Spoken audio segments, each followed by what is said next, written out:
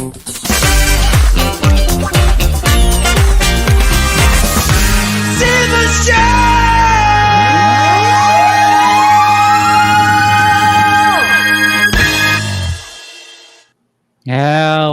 one, hello, all. It's been a while.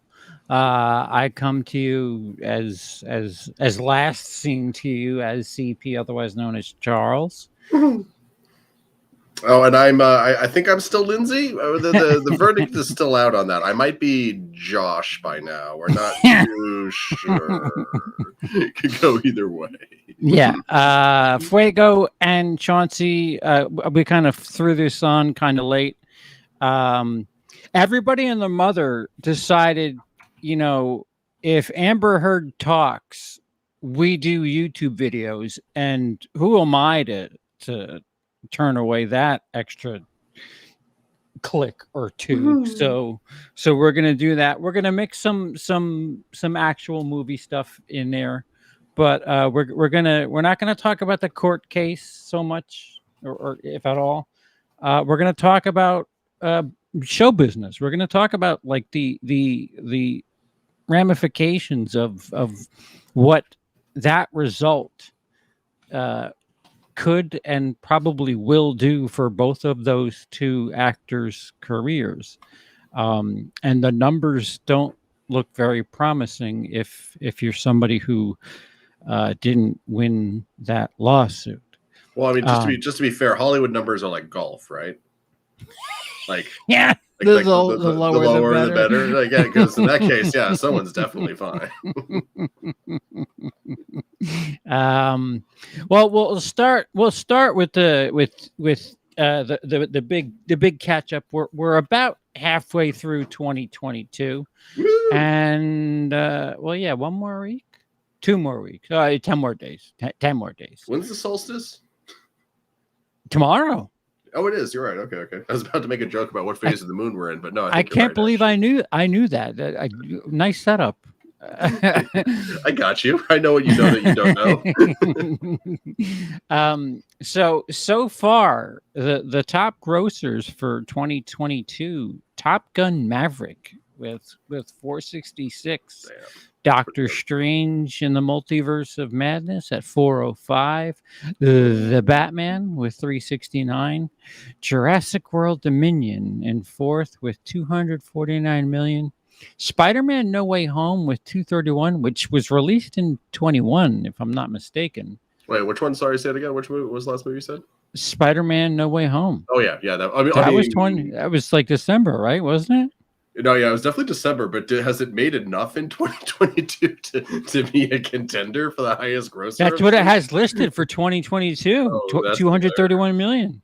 Yeah, that's respectable. I mean, like, even it was grossed with. I mean, I guess the difference then becomes release date or the year that the money was made, but usually release date that people go. Yeah, I get really snooty about shit like that. I'm sorry. I'm like, no, release date 2021. I don't care if it makes $10 in 2026. It's a 2021 movie. Damn it. I don't care if it only made $10 before midnight on 2021 and it made $100 billion in 2022. It's a 2021 movie. Rounding out when Box Office Mojo got like bought by IMDb, wasn't that a thing that they were doing for a bit? And that was like kind of controversial, actually. I just remembered that. What? That they weren't doing movies based off of the year that they were released, but the year that they made the money in. And so that made certain movies that had re-releases kind of confusing. And then eventually IMDb got their stuff together. Is that why Morbius is at the top right now? Oh my God. Morbius is at the top of anything is amazing. I still can't believe they gave it a second release. So stupid. What the hell are they thinking? Saw was like a response to that, be like, "Yo, no, Sony, release it again. We were all just really busy that weekend." Just no, yeah, you missed us. We were planning on it, and things came up. Just do it again. We were waiting for our phone for a few hours. Rounding out the top 6, which is all I could fit in that little this thing up here is Sonic the Hedgehog 2 with 190 million. Of those 6, what's the most surprising to you, Lindsay?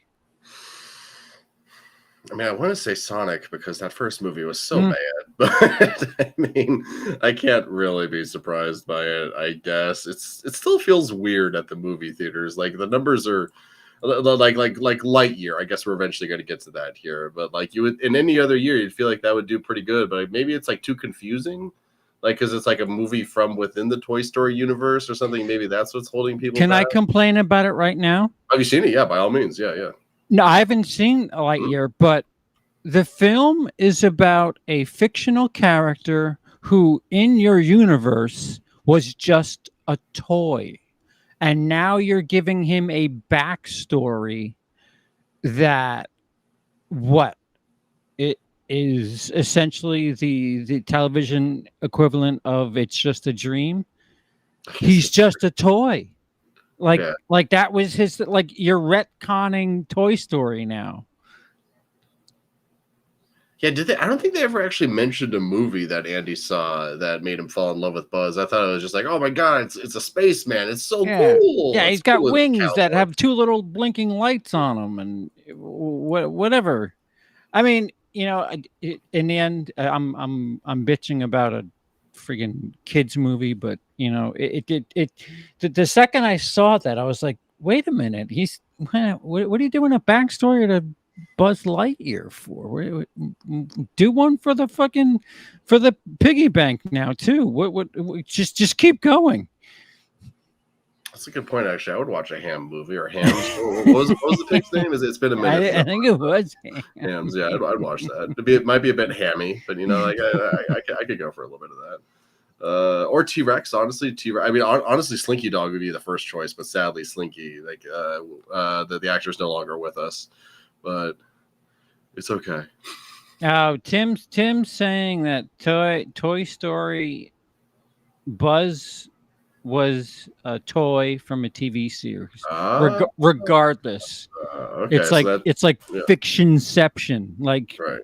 no.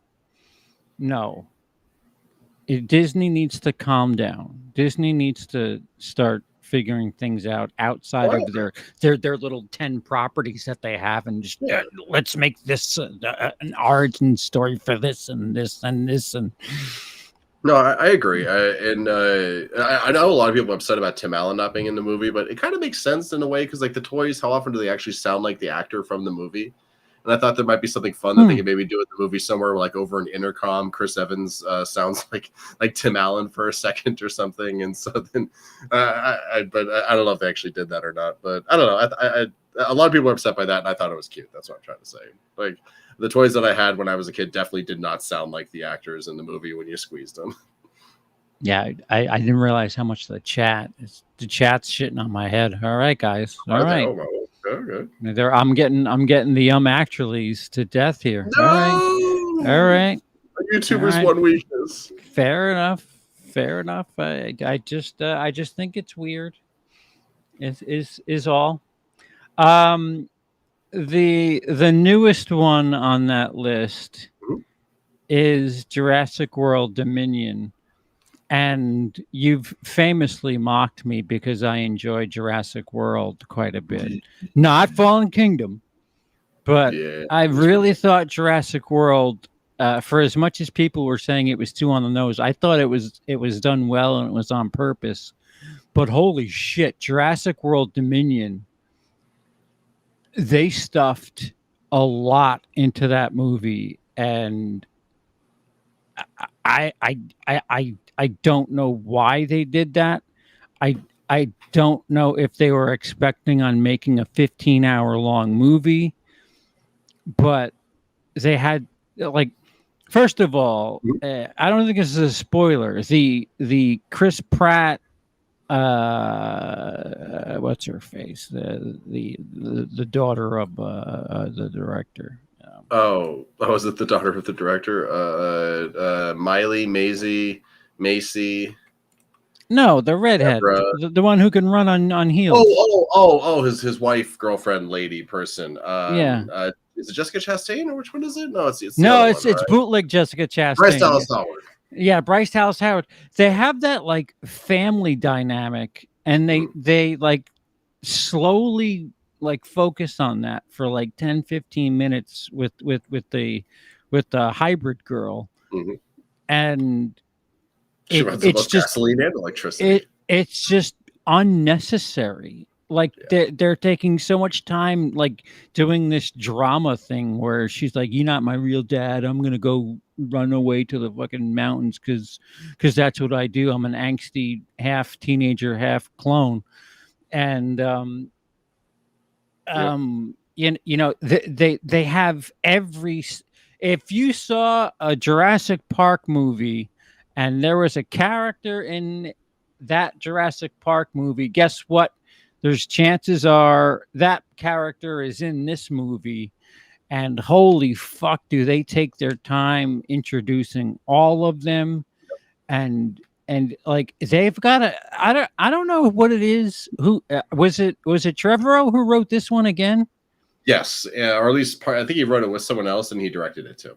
Somebody's got a hard on for Boba Fett, because I don't know what it is about Jurassic Park and having to have like bounty hunters, but right off the bat, you know they catch Blue, the Mhm. raptor, and then they catch the girl Well, and yeah, I guess we're warning spoilers. Okay, yeah. Fair. yeah, it's first act. It's still first Okay. act. That's fair. Well, I was gonna say that they catch Blue's baby, but yeah, it's first act. That's not spoilers. Oh yeah. It's just like guys, we've seen this before. We've seen this before, whether Mhm. it be Lost World, Fallen Kingdom. I don't know. Empire Strikes Back. What the fuck? What is with your infatuation and like having these people? Like is that it seems like the world operates strictly on money, even though dinosaurs roam the earth. Like you would think Yeah, things would change a little bit. I was kind of amazed how bored the world and uninterested the movie Yeah. seemed with the dinosaurs. My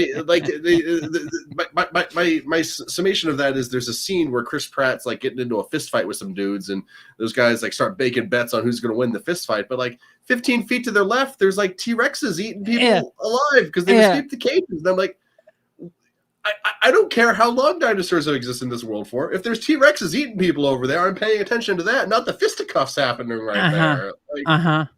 what? You would think big bad evil corporation, after the events of Jurassic Park and Jurassic World and Fallen Kingdom, that some sort of international law would be passed where it's like, guess what, we're done with the cloning thing. You can't, no more. But no, big bad corporation is the bad guy again. And holy shit, do they fit 15 hours worth of nonsense into 2. Wait, And when you say nonsense, like to specify the nonsense, imagine like a Jason Bourne movie with starring Tom Cruise with Tom dinosaurs Cruise, for no reason. Like Chris Pratt is playing the Tom Cruise character, and it's like a spy globetrotter. So I guess it's like Mission Impossible with dinosaurs. There they you go. try to do so many different things, and it's just like, dude, Yeah. your bread and butter is the dinosaurs. Just Yeah. fucking just let them run free and get chased by him and whatever. Like there's a scene with a crashing plane for no real reason other than to have a Oh crashing my plane. god. There's an extended car chase scene for no reason other than an extended car chase scene. Mhm. And then there's a new, bigger, badder T-Rex that the director has described in an interview as the Joker. And then you realize that the director's the Joker because that big bad T-Rex has like 2 minutes of screen time, if that, and you can barely tell the difference between it and the T-Rex. Dude, and it's so heavy-handed with the like the symbolism and the metaphors and like literal locusts. Like, guys, can you turn it down a little bit with Well, what we you're should address trying that. to tell us? If you haven't seen the movie, this movie is more like the plot isn't about dealing with the world that has increasing numbers of dinosaurs in it. And they never explain how the dinosaurs go from one continent to all the continents, but we don't need to get into that. This movie isn't about a world infested with dinosaurs. This is a movie. set in a world In that trouble. happens to have dinosaurs, Mhm. and there's a bunch of really big locusts eating all the wheat everywhere. That's like the main driving thing of the plot: a kidnapped kid and the wheat shortages. Yeah. And And big bad corporation is yeah. somehow going to be able to make money off of that. Oh, it's like the worst scheme ever. Maybe this is a spoiler, but like the locusts are like biologically engineered to not eat plants from like a certain company. So it's like you're not even being subtle about the fact that you're the one who's causing this food crisis that you want to make money off of. And it's just like, I feel like that's going to get in the way of you making money off of it if everyone can see that you're the one behind it. Like, right? That's got to come back in some capacity. And it's like the idea of like Jurassic Park. When I think of Steven Spielberg's Jurassic Park, there was like 4 or 5 scenes where it was just like awe-inspiring. Like, holy shit, this is crazy. And the movie he injects magic into shit. Like, it's he does, and it's 50-50. It's not total CGI. He'll do some puppet heads with the CGI ass or whatever. There was a big robotic T-Rex on set for the big robot T-Rex going nuts scene in the original movie. I mean, it was kind of clunky when it started raining for real. It, they had some issues because it got a little waterlogged, but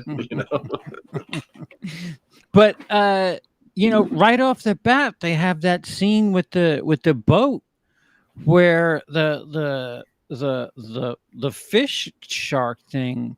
Like that was really cool, and I'm like, man, I saw that in the trailer, and you put that like 2 minutes into the movie. Like that was a really cool scene. What? It was like 10 seconds long too. Like before it even really settled into the movie, suddenly it was happening.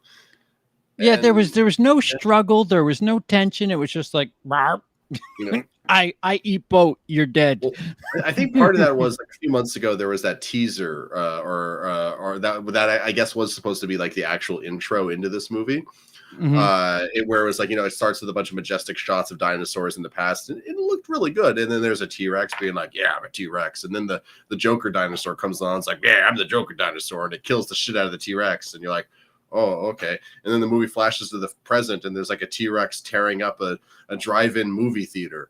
And it's like, like when I was watching the teaser, I'm like, well, I mean, first of all, this tension is weird because you just saw me a T-Rex get bodied super easily. So now the threat of this T-Rex with all these other people is diminished. But also, like, why are people trying to watch the movie? There's a T-Rex right there. Yeah. Get the fuck out. You can watch the movie another day. Like, the first 40 minutes or so felt like they were trying to please fans of TikTok, because things were moving so fast, and they were doing so many different things, and here's this person and that person and this, that, and the other thing, and actually on that exact point, the montage that the girl of going through the town when she leaves for the first time on her bike, I hated that, because I swear to God, they like break the rule of editing where it's like, if you're going like right to left, keep going right to left. And then at one point it's left to right. So I'm not crazy. You saw that too? Like, yeah.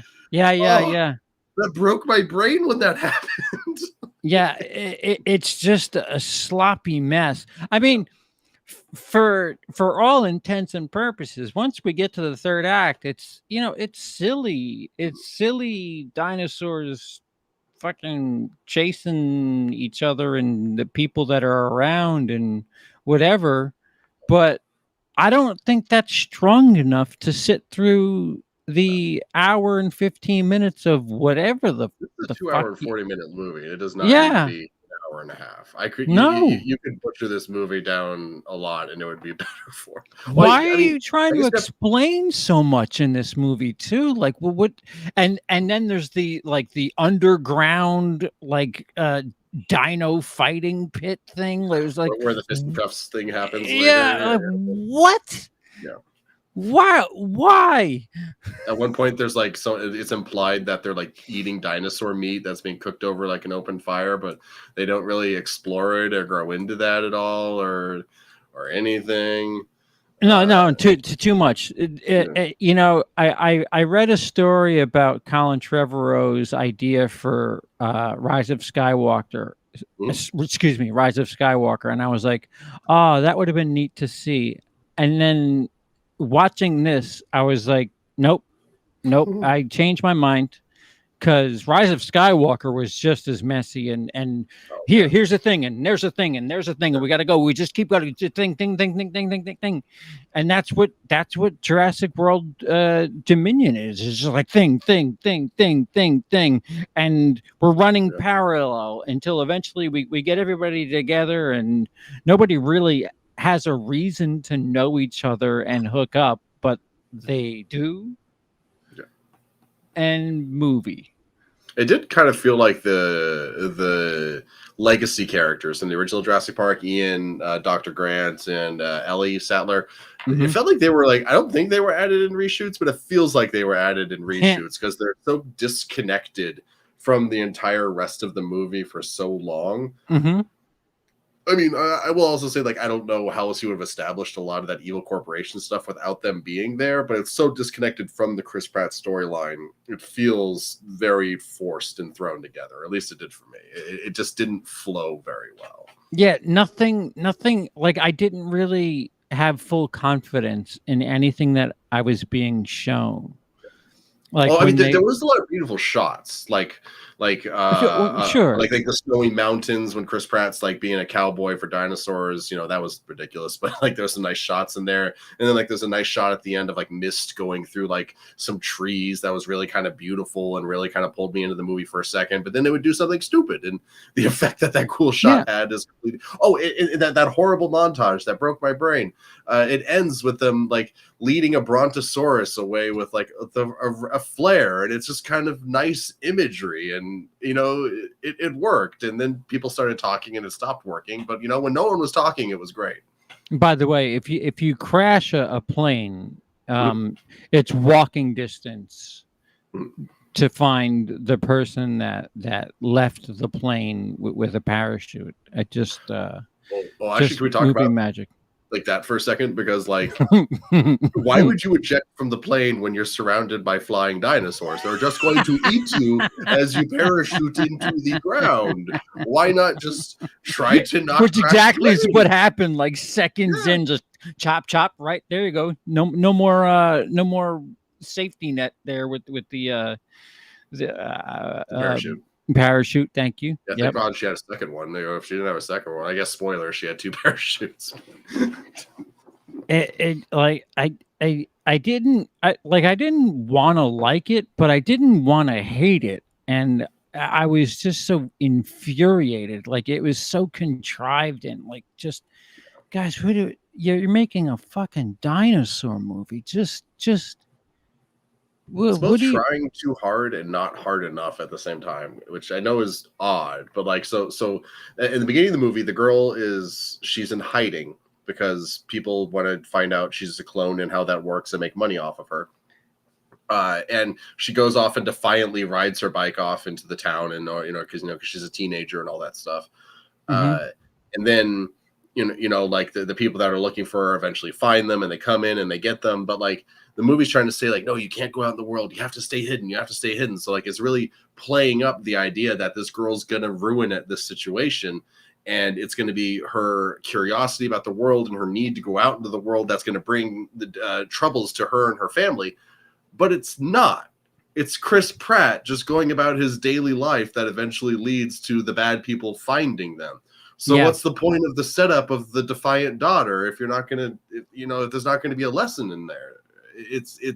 There's just a lot of wasted time on things that could have been extremely streamlined or just removed. And I it's like 2 hours and 40 minutes long. I like that they retroactively started making dinosaurs look like what we now know that they look like. They had Yes. that one like chicken dinosaur Yeah. with like the weird like wings and feathers and shit. It And that was a just cool like scene. I like that. sure, Yeah. sure. I mean, and But yeah, that's what Jurassic Park needs to be. Don't you're not making Jason Bourne. Just go ahead and make a Godzilla movie. Just don't worry about telling us what the fuck the reason for this and this and this. We already got it. Somebody put some syrup into a machine, and now dinosaurs exist, and that's it. Go, just go. What else do you need? I can't imagine somebody watching Jurassic Park and being like, or Jurassic World, should I say, and being like, I really enjoyed it, but I was really taken out of it when they used the DNA from this dinosaur to make that dinosaur, because that isn't feasible, because that dinosaur doesn't have the same blood type, and so it's impossible for the super dinosaur to even exist. It just, what the fuck are we doing here? Just make dinosaurs killing each other. Like what? Well, I'll never forget the reveal of Jurassic Park: Fallen Kingdom when they're talking about how the Endoraptor is like a combination of the raptor. The raptor and the T-Rex? Endorex. Yeah, exactly. But there was already, you did that in the last movie. It's literally the same thing.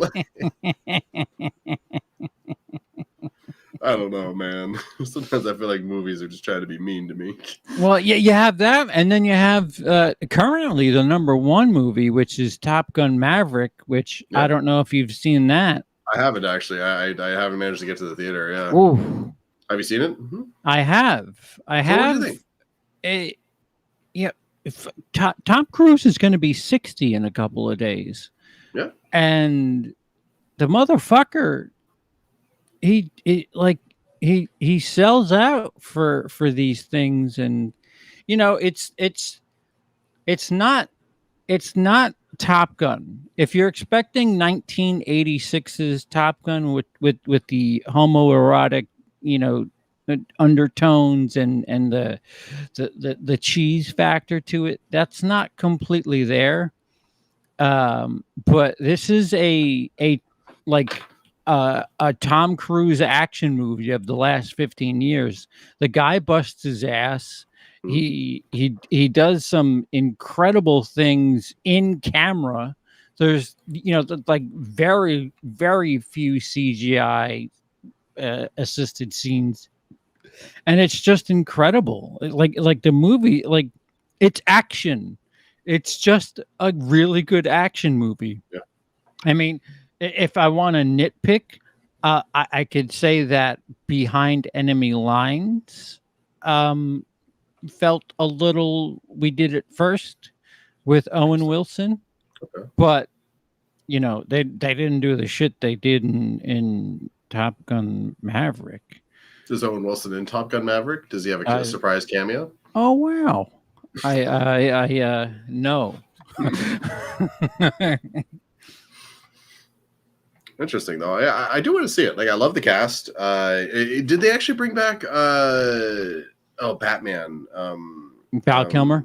Val Kilmer, yeah. Is he in the movie, or is he? Is it just like a little, like Will Smith style oil painting, or? He's back. Okay. Don't get too attached, but he's back. Okay. I mean, he literally can't talk. No.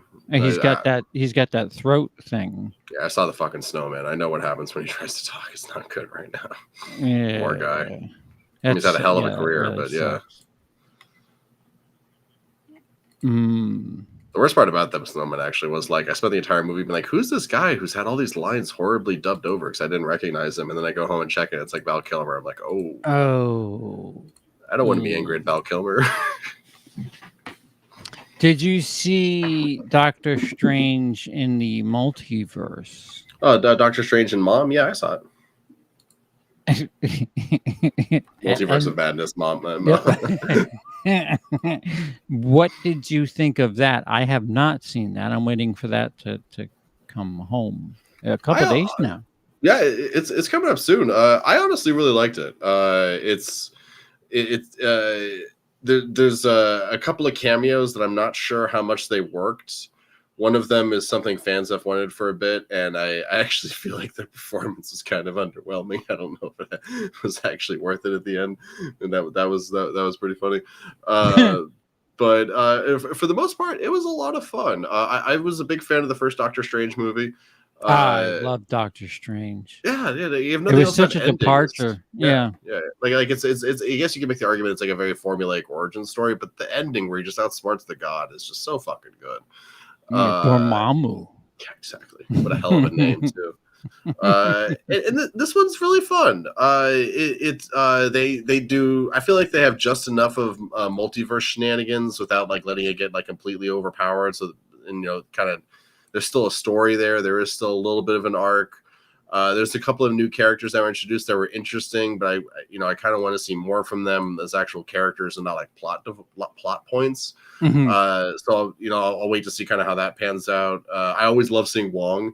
I think Wong is like the MVP of the Marvel universe. So again, just having him there makes the movie better. Like my favorite part of I actually really like Shang-Chi, but one of my favorite parts of Shang-Chi is just randomly Wong's there fighting in a fighting pit for a minute, and it's hilarious. I haven't seen Shang-Chi yet. What the? Oh really? I'm like that and the Eternals. I like my fatigue. I was just like, no, I'm not doing any of 2021 movies. How about that? Although when Thor comes, I'll probably come back around. Oh yeah, Thor Love and Thunder does look dope. I love Natalie Jackman looks pretty jacked. I'm down for that. Yeah, even and if it's just CGI, like I'm down. And that's what's his face too again, right? Which what's his face? Jojo Rabbit. Taika Waititi. Yeah. Taika Waititi. Yeah. I'm becoming a very, very, very quick fan of his. Yeah, he's constantly impressed me. Yeah. Not that I'm ever seeing here being like, impress me, Taika, but like even when I'm interested, like he still blows me away. Like, it confuses the hell out of me too, because Taika managed to make a decent Marvel movie with the Disney hands all over the project, where Edgar Wright was so frustrated he said, I can't. Yeah, I've always wondered what it was that made Edgar Wright bounce. I know. Right? Like we'll never know, but I need to know. I want to watch Edgar Wright's Ant-Man just to know. Just to know. Even if it sucks. Like just storyboards with like some voiceover where it's like just Edgar Wright and Simon Pegg doing the voices. Like I want that. Right, exactly. So it wouldn't be us talking on the internet about Hollywood stuff without assholes who decide to get pissed off about non-white people in things. And I don't know if you've watched Obi-Wan Kenobi yet. I am caught up. My feelings on it are complicated. For the most part, I like it. But oh man, when it steps on a rake and gets smashed in the face by that rake handle, like, oh good God, does it step on that rake and get smashed in the face? It's like stepping on a rake to get smashed, but there's like another rake on the other end, so you're like raking yourself in the face as you step on. But I love Ewan in the part. Little Leia's actually been a lot of fun. I've really dug that. And I don't know. Some of the fight scenes are so poorly staged. They're kind of funny to watch. But it's weird. It seems like they like really assorted their money in really weird because there's some some shots that are like gorgeous and some of the set design looks great, but like you said, some of the fights it's just like and it's like, guys, did you rehearse this, or like was this one take? What is this? I think my favorite example of that is, and I've actually kind of liked the actress playing Reva Moses Ingram quite a bit, but there's a moment where she's like supposed to be deflecting shots from like a speeder, but you can obviously tell she's just twirling her lightsaber on. Like it's not her fault. It's the director, it's the choreographer, the special effects team, but like you can just tell that she's not doing anything. Yeah, I get nervous. Like, I mean, it's fine. I hate Star Wars internet fans. I officially hate Star Wars internet fans because there's a moment where Obi-Wan gets a little bit of an ironic encounter with fire is the best way I'll put it. Where I was quite pleased with the way that played out, but people went apeshit over that. But you know, that's story stuff, which you know is normal for people to argue about. The fact that people are going fucking banana sandwich over Moses Ingram is deplorable. It really is deplorable. Pretty bad. Because she's fine. Yeah. Well, I can understand maybe if she was a horrible actor and like, you know, felt like you know, it got her role by, you know, I don't know, doing something unsavory or whatever, but doing the thing that Carrie Fisher made a joke about Carrie Fisher doing in Scream 3. It was Carrie Fisher playing the person who was making the joke about Carrie Fisher doing the thing. The best scene in that movie. But like, when are we? At what stage do Star Wars fans realize that? Are we the baddies? Yeah, exactly. Yeah. I'm trying to wonder, like, do Star Wars fans watch the original trilogy and only see like every character on screen? I'm convinced all they see is Luke and Han. Those two heads, like out of being John Malkovich, it's just Luke and Han's face on everything, even Chewie, just Luke and Han's face on everything. Two Aryan white guys, blonde hair or brownish hair, just everywhere. Leia is Luke. What part of Star Wars have you been watching? Because it could be the most diverse franchise, period. Oh, yeah.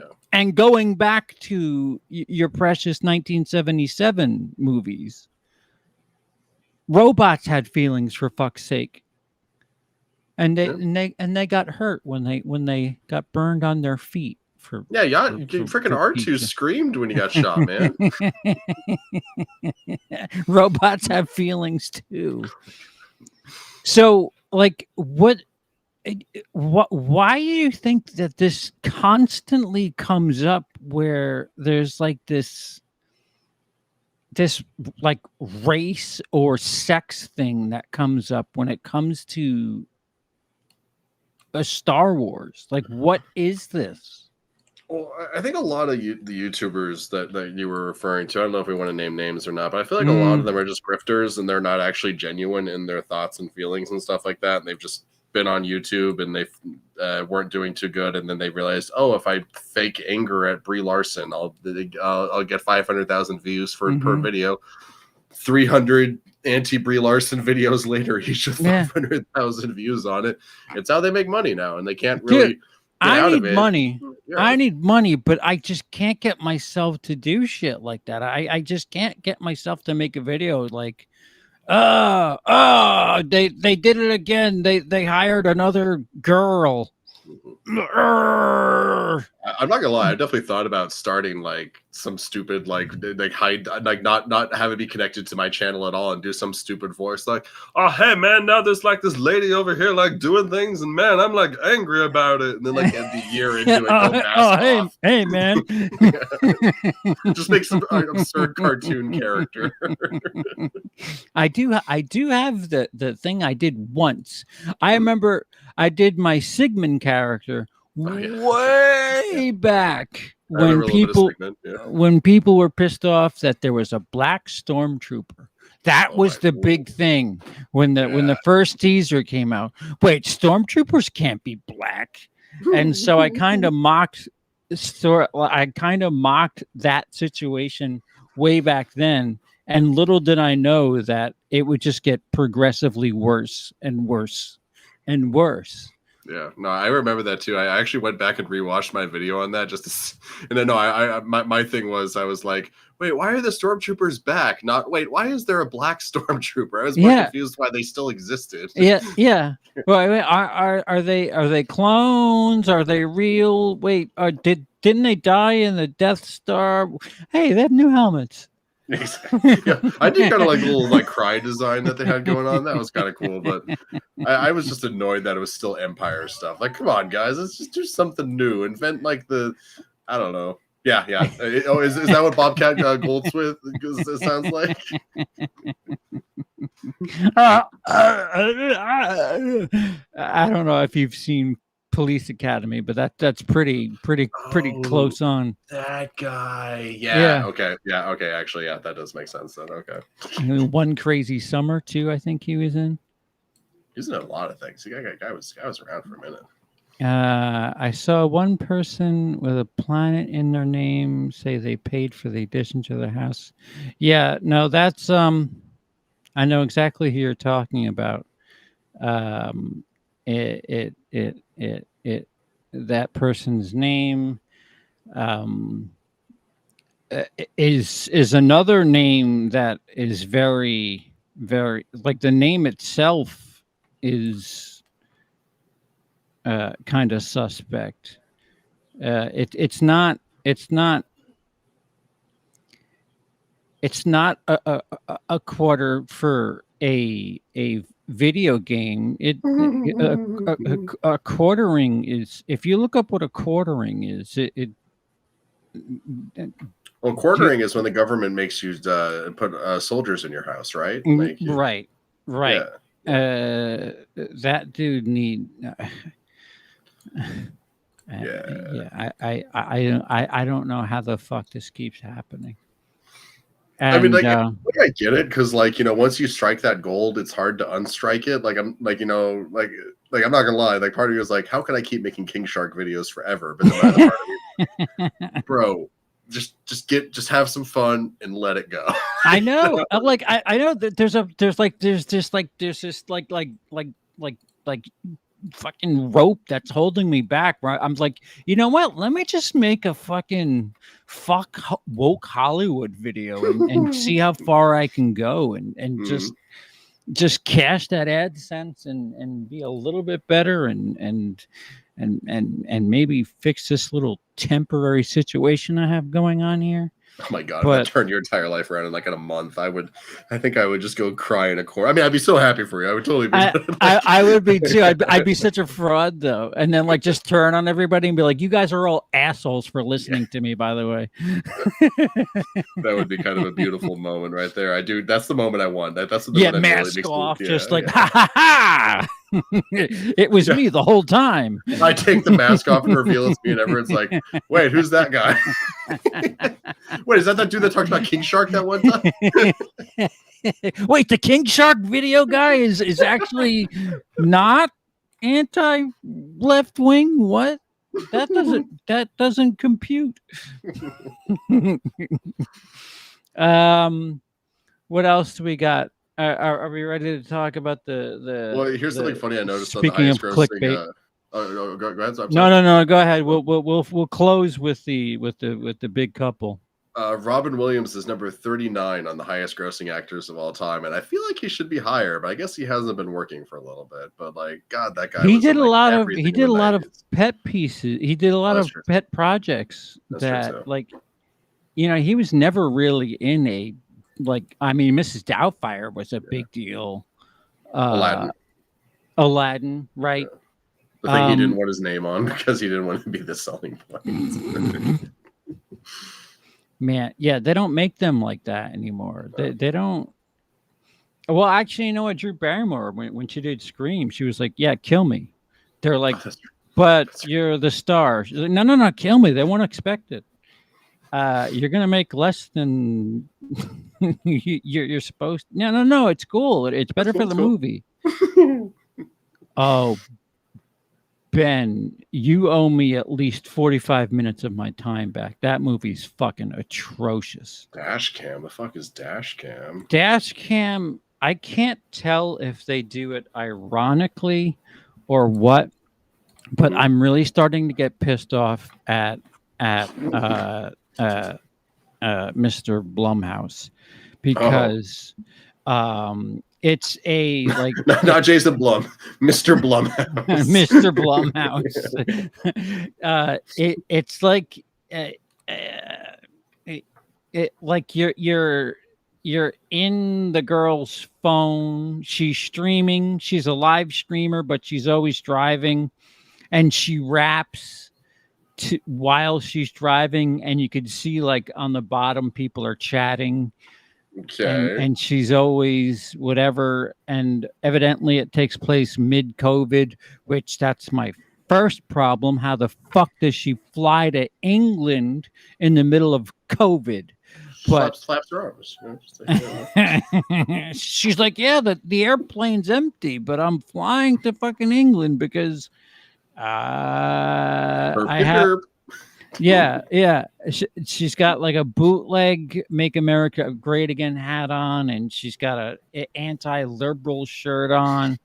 She goes over to England and starts talking shit to people who are wearing masks, and it is like I can't tell if she's being ironically like uber right wing or not, because first of all she's from the West Coast, Okay. and like it doesn't make sense. Like nothing processes properly for me. Interesting. And she goes over to England to visit a friend of hers, and then she steals his car. Her This is a movie friend. we're talking, not like a web Yeah. series or something like this. This is a movie. You know, it's a movie. It's brand new. Okay. It's and then suddenly there's well, let's just say there's an outbreak of some sort. It's not It's super entire. COVID.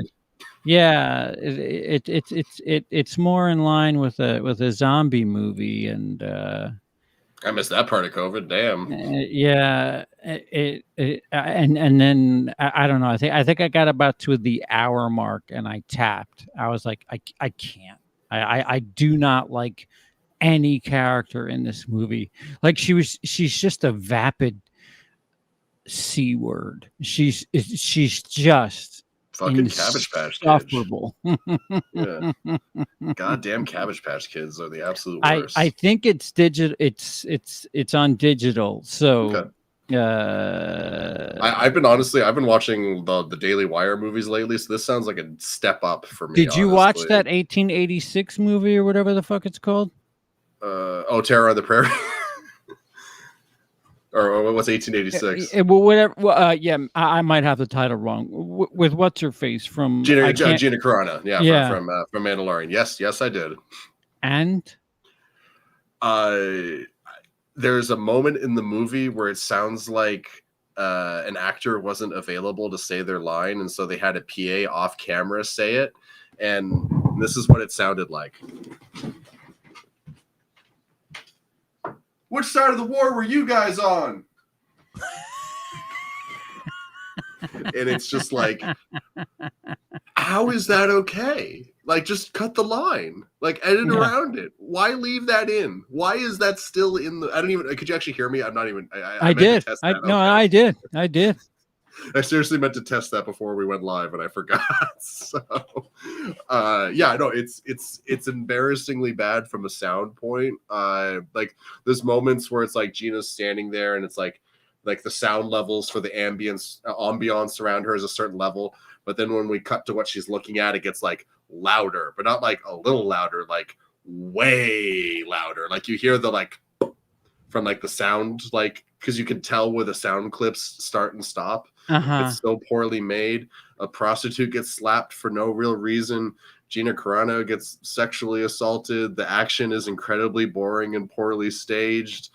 It's just a bad movie. I love her selling out for the craft too, because people had really dark black hair back then. Like, you know, like colored black hair back then. Like she, you know, good for you, Gina. Way to be time period accurate. And she's not good in it either. She's like oh she's no, Gina Carano's not a great yeah. actor. What are you Well, talking about? she had some good moments on Mandalorian, I thought, like especially at the end of the first season when it looks like spoilers if you haven't seen it, when Mando gets like his bell rung, quote unquote, because he gets hit by like the big blaster shot or something, and he's like dying, and like it was actually a pretty decent acting moment from her, but she is completely lifeless in this. It's like she's like a high school theater kid just sleepwalking through the movie. Like during the action bits, like she kind of gets like just breathing really heavily and stuff like that. So she kind of really gets into it in that moment. But when she's just talking to her husband or her kids or someone else, she is just completely checked out. It's hilarious. Well, I mean, she got that gig because she basically spoke out against Hollywood. Like Daily Wire was like, "Hey, you're saying things that we agree with, and you're an actor. Here, work for us." So like she didn't have to try out for anything. She just, her politics matched what their messaging is, and they gave her like a multi-deal contract. Is it a multi-deal? Ooh, good luck with that one. Yeah. So like what the fuck? What is Hollywood like? What is filmmaking anymore? How about that? I don't even know, man.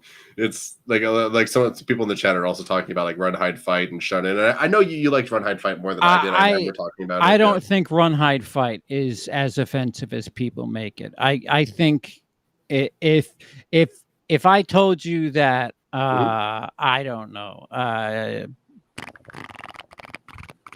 Let me think of a kind of lukewarm director. Luc Besson? Huh? not literally Luke.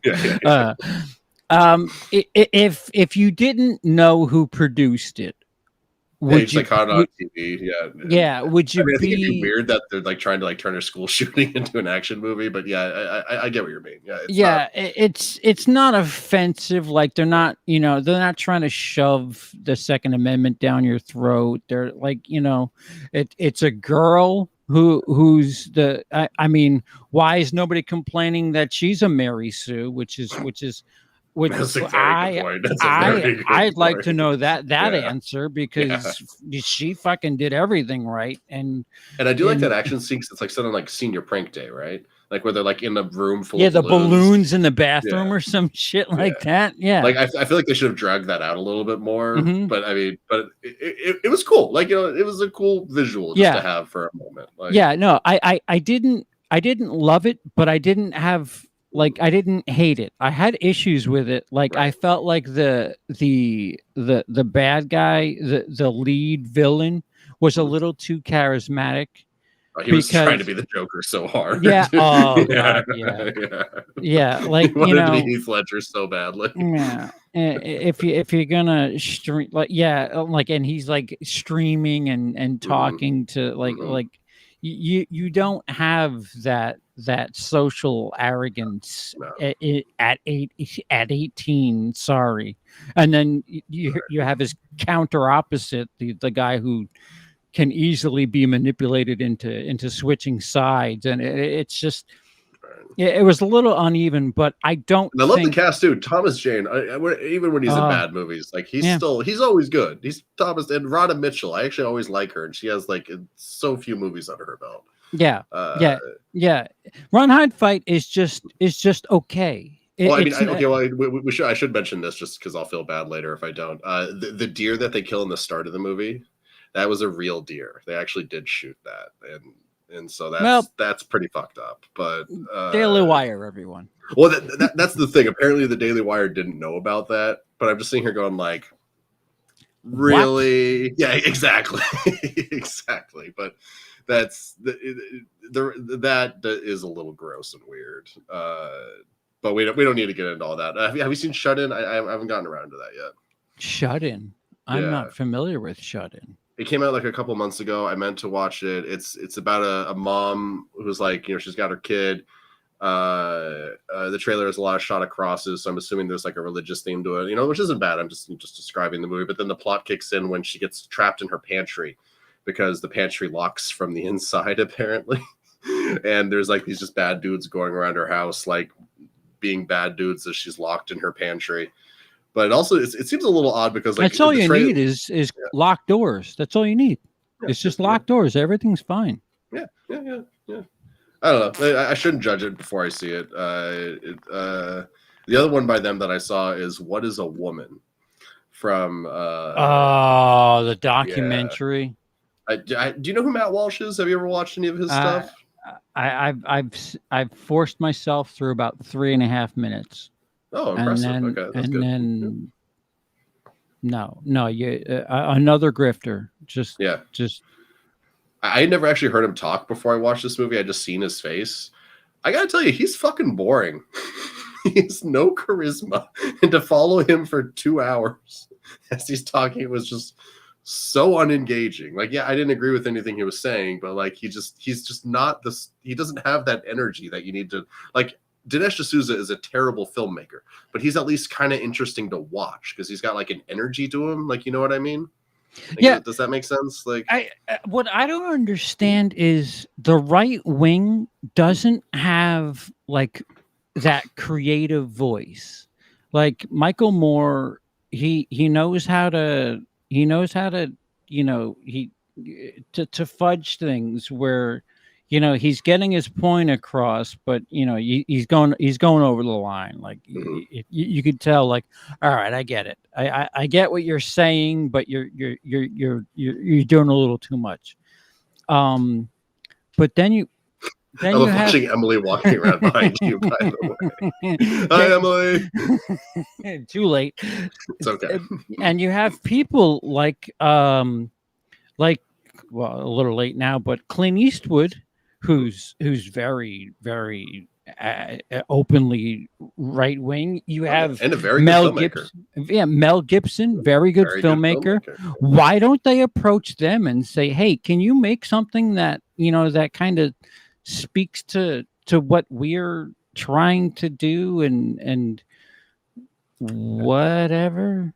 Yeah, that's a very good question. Like, I know that like Ben Shapiro is like a failed screenwriter before he became the Ben Shapiro we know today. He wanted to be a writer, but I don't think he's written or directed or anything like that, or anything beyond producing, which is just him putting his name on it, basically, any of these Daily Wire movies. So I don't Ben know. Shapiro, I can't listen. He sounds like a helium balloon that is somehow broken.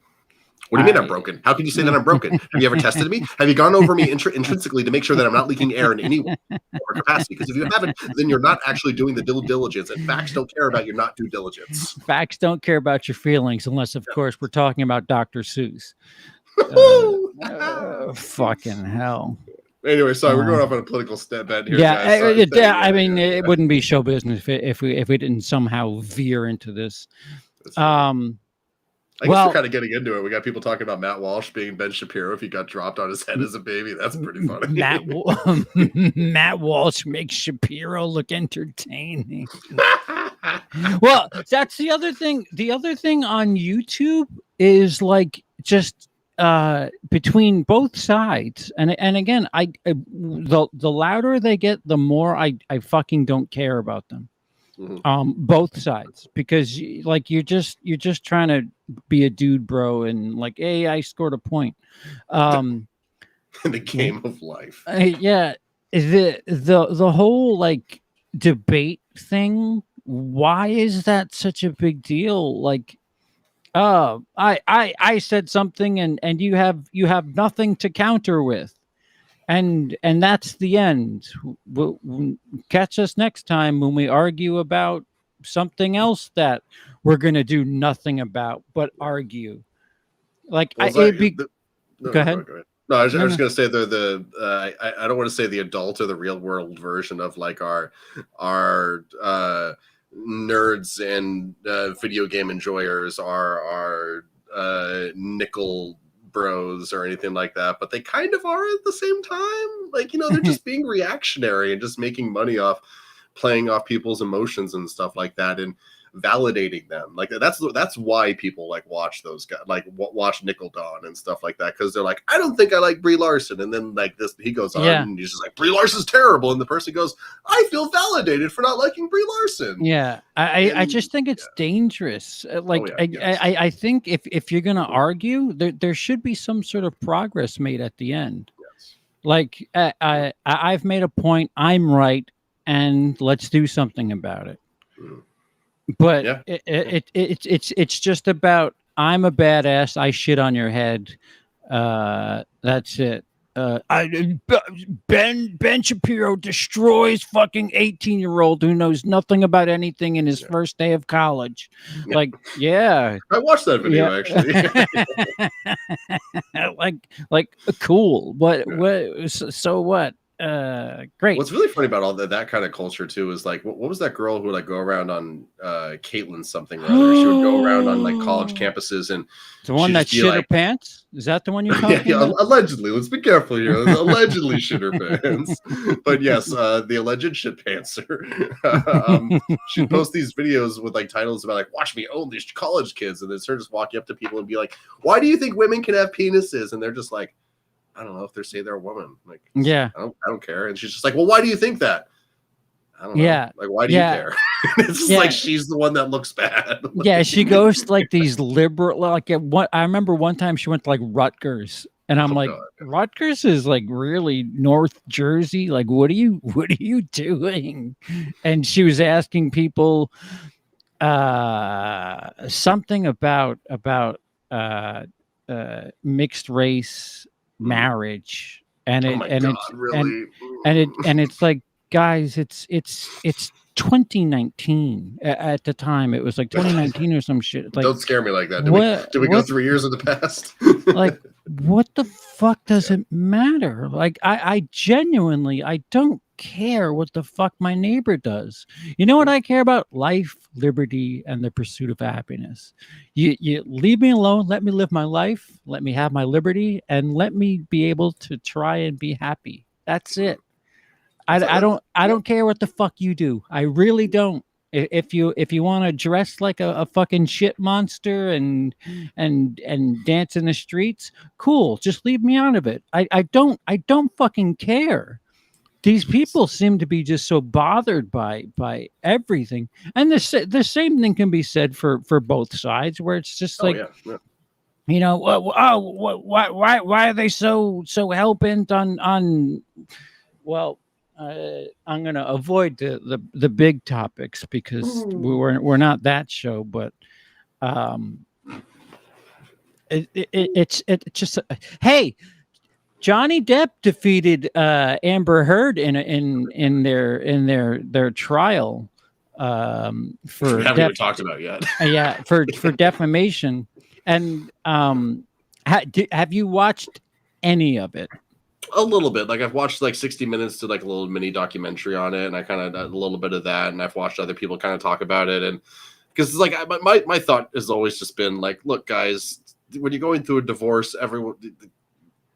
There are instances where there's a good guy and there's a bad guy, but it's rough, it's hard, like shit's gonna come out. They should probably both just not be working for a while and both just be out of the spotlight for a little bit. That's kind of always how I've looked at it, and I don't know, the stuff I've read kind of seems to confirm that, where they're both kind of guilty of uncool things. I mean, she seems more guilty than he is, but he's definitely not squeaky clean. It was really depressing. It was a really depressing thing to sit through. And it became, by the way, Jay, that is my constitution right there. Let me buy oxys without a script. Don't come kicking in my door, and let me have free Wi-Fi. Free Wi-Fi. Wi-Fi. I need some Wi-Fi. I mean, it's just strange. You can wait. What, 10 days, whatever it is, for an AR-15. In some places, you don't even have to wait that long. So you can buy a weapon and arm yourself with a couple of 1,000 rounds of ammunition and take out a state. But God forbid you want to take some narcotics. No. No. We need a doctor for that. That we need a doctor for. All right, I'm just zero weight in Alaska.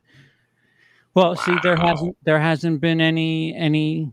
It's too cold to be crazy up there. That's why It's they too just cold to be fucking great. they're fucking You need to shoot the guns and then warm your yeah. hands on the barrel. They're Like, I like, holy understand. fuck, Yeah, I'm yeah. too tired to go any further. Just gonna shoot this deer and go home. Have you ever seen those videos where people like wrap the barrel of their gun in bacon and then they shoot the gun enough till the barrel gets warm and then they eat the bacon? I'm just like, bro, that's not No, okay. You can't. I love bacon. no. I've eaten and cooked it all kinds of ways. That's not okay. Yeah, I'm a big fan of bacon. I just, Right? I Oh, don't want gun bacon. I don't know where that gun's been. I don't know what Yeah. it's been inside. I'll take gun oxys though. If you want to shoot a couple of oxys at me out of a Dude, fucking, you've just load up a fucking clip full of oxys and just. And so it's instead of going around shooting people with tranquilizer darts, we're shooting them with drug darts. They just get all trippy. An AR fentanyl or whatever the fuck, whatever the new craze is. What's worse is you could still use physical contact as punishment on your kid in some states, but God help me if I need something for pain, take an Advil. Yeah, dude, I have a cracked vertebrae and I've been going through some ridiculous shit. Are they giving you my, good stuff for that, or are they being dicks about it? No, I'll tell you what the good stuff is. They said you could take Advil or ibuprofen, and then New York is finally legal, so I decided to invest in Nice. this. Nice. There you go. And gonna give that a whirl because I just don't want to, I just don't want to. Yeah, I like to sleep. People don't understand. The thing is with when I had my first surgery, when I would tell them I want to sleep, they would misunderstand me as saying that I want to take enough medication so that I get knocked out. But what I meant was I'm in so much pain that it's keeping me awake. If you give me something for the pain, I might be able to relax enough where that I'm not focused on the pain and I can actually drift off. No, but you got to watch the way you speak to these doctors and ask them for an AR-15 and a clip of 500 rounds.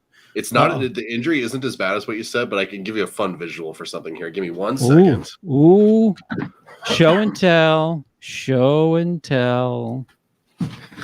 So I messed up my knee recently, and again, nowhere near as bad as your thing. Like, but dude, pain's pain, man. Yeah, fucking pain sucks. And this is the brace that I had to wear for that pain. It's my entire leg. And they didn't give me pain medication for it because they figured, no, you'll be fine. Yeah. Here, just wear this fucking fucking army outfit, and you'll be fine. Yeah, it's good time. Good times. All right, so Johnny Depp and Amber Heard. We're going to talk. We'll talk a little bit about the case, but we're going to talk about the ramifications of their Hollywood careers. Weird careers. Because that's basically what our show is we talk about money and the business aspect, and I don't know jack shit about court, but I will say, the more Amber Heard talks, the more I was like, oh, sweetheart, I don't think you're doing yourself any favors. Oh, sweet summer child, just stop. Yeah. Oh. Why did you make that face when talking about your dog stepping on a bee and yeah. Nope. Yeah. No, and like again, they both seem to have done wrongs. Yeah. But yeah, she didn't do a lot to really make herself look particularly good. You know who I feel bad for? I feel bad for people that like were brought up in the case because like Paul Bettany was Johnny Depp's let's just say party fellow. They liked to party together, and and every time they brought up Paul Bettany's name, I'm like, oh, this poor bastard guy's just trying to act and you know, mind his own business and have a little bit of a different hobby than some. And now here he is in court while everybody's watching, and everybody now knows what he likes to do. It gave me flashbacks to, not to get political again, but like when some of that stuff was coming out about Matt Gaetz last year, and you know, where's all that, by the way, government? But and Matt Gaetz was being interviewed by Tucker Carlson, I think it was, and Matt Gaetz is like, and no, none of these women are anything weird or anything. Tucker, you and I had dinner with one, and Tucker's like, wait, whoa, what? No, yeah, no, Tucker's like, no. Nope. That never happened. The only time I've ever felt bad for Tucker Carlson. But yeah, no, it's a weird situation, the whole thing, and yeah, and like we keep kind of teasing like what's the future of their careers here. Is anyone like, you know, give it a few years and some time, and Johnny will start getting some roles again. Watch, he comes back with Fantastic Beasts 4. Like, well, yeah, recast him. And Johnny famously said, "Listen, if Disney and Warner come back, he's gonna tell them to kick rocks." Oh yes, he said that. Okay, cool. Okay, well, I mean, listen, they're gonna have to throw a fucking another island at him or something. They literally drop a bigger island on top of his current island. We will give you Peru. Please make this movie. Where are you? All right. So, in comparison, Aquaman. Oh no, go. Yes. I'd like to make a comparison here because they were talking about how devastating is this for both, because Johnny Depp, you know, he famously lost the Fantastic Beasts role because of that article. But when you look at their careers and the rebound ability, I will start with Johnny Depp's career. And Johnny Depp's top 10 films of all time, there's 1, 2, 3 movies that have grossed $1 billion. And then these are all Pirates, Alice in Wonderland, Pirates, Fantastic Beasts, Pirates, Fantastic Beasts, Pirates, Charlie and the Chocolate Factory, Murder on the Orient Express. I always forget he's in that, yeah. And then you have this stat that he's the 12th highest grossing actor ever. Mm-hmm. He's made 51 movies in his career, and they total $3.685 billion, and that's domestic only. That's only domestic? That's only domestic. Okay. So essentially, with the 51 films he makes, even counting the duds, if he's in a movie, your average chance of that movie is going to make $72 million. Wow. I think he's going to be okay. I mean, he wasn't the Lone Ranger.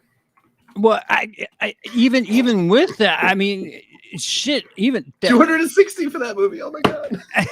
Yeah, even when he fucks up, it still does fantastic. Yeah. And then you have this one, the person who lost the case, who owes money, who owes what, $8 million to Johnny Depp, and she whatever the fuck her terminology is for giving money to children's hospitals and the ASPCA, and no, it wasn't the ASPCA, it was the what was it? The didgeridoo. She pledged, which is the same thing as giving money. How much money has been pledged to remake The Last Jedi? Remember that meme that we is it up to $1 billion yet? Go find out. Let's go find out. Let's go find out. I forgot we used to I do pledge 100 money units. that. Money units. Total play. Oh, they took. Oh, nope. It hasn't even hit 419 million. That's pretty good. But I feel like it's been around the 400 million mark for a while now. Yeah. Come on, guys. Yeah. Yeah, you pledge harder. All right, so here we go. The person who lost the case. Mhm. Aquaman 1.14 billion, Justice League 655 million. Now, if you take those two movies away, Amber Heard is not a bankable name. Wait, who is she in Zombieland and Pineapple Express? Exactly. She's not technically what you would call a lead actress, a supporting actress. She's got feature roles. Magic Mike, she made 123. Zombieland, she's the girlfriend at the apartment where 406, yeah. she's the one who bites him, and she's like in one scene in Zombieland. Yeah. That is a memorable scene, but like I didn't remember it was her. I mean, do you think, hey, let's watch Amber Heard's Zombieland? Yeah, no, never said that. I've never said that in my life. I never said, oh man, you know what I want to watch? Amber Heard in Zombieland. Then you have the Danish Girl, which I don't remember what I actually never saw that. her role was in that. Drive Angry, which I don't know why I spelled that Drove Angry, which with Nicolas Cage. Yeah. She was the co-star of that film. 41 million. Never Back Down, movie I've never heard of, 39 million. 3 Days to Kill, movie I've never heard of, 39 million. The Stepfather, I don't know if that's a remake or what. It's a sequel to The Father. Right. And like I said before, Johnny Depp, 12th highest grossing actor ever. Amber Heard is the 1,163rd highest grossing actor ever. She's made 26 films totaling 947 million domestic. And again, Aquaman and Justice League helped at a great deal. And any film she's in has an average of 36 million gross, which is Johnny Depp? That is exactly half of 72. That's hilarious. I was doing the math in my head, being like, "Wait, wasn't Johnny around 70?" And again, if you take those two DC movies out, I mean, in court, they said she was pulling in 1 million for the first Aquaman, then 2 million for the second one. She's not a bankable star. Yeah. So she's in trouble. Like what is she gonna do with herself if she plans on being an actor again? I mean, she could definitely make money, like, writing books about it all and stuff like that. That'll probably be a bit of a money train for her for some. She's got to be careful. She did that interview with Dateline, and then she again said that she's not a liar, and it's like, dude, 12 or 7 of your peers said exactly the opposite. You can probably get sued again for defamation. Yeah. She does not you know what, Nikki, you beat me to the punch. I was just gonna say they can redo Bonnie and Clyde, have her and James Franco just embrace the whole, listen, the world hates us. We're going to make a movie. We're going to be anti-heroes. You guys are going to cheer because we're going to get fucking shot at the end. And that's it. She's got that, or she's, you know what Amber Heard would be perfect for? If I were her agent, and fuck, I would need a lot more than 10%. Need the full 20. Yeah, listen, I need some help. I need you to pay me up front first of all. um, have her. We've had a bit of a lull in that exotic thriller type deal. Have her be the new Sharon Stone. Have her do like Fatal Attraction, Basic Instinct type stuff.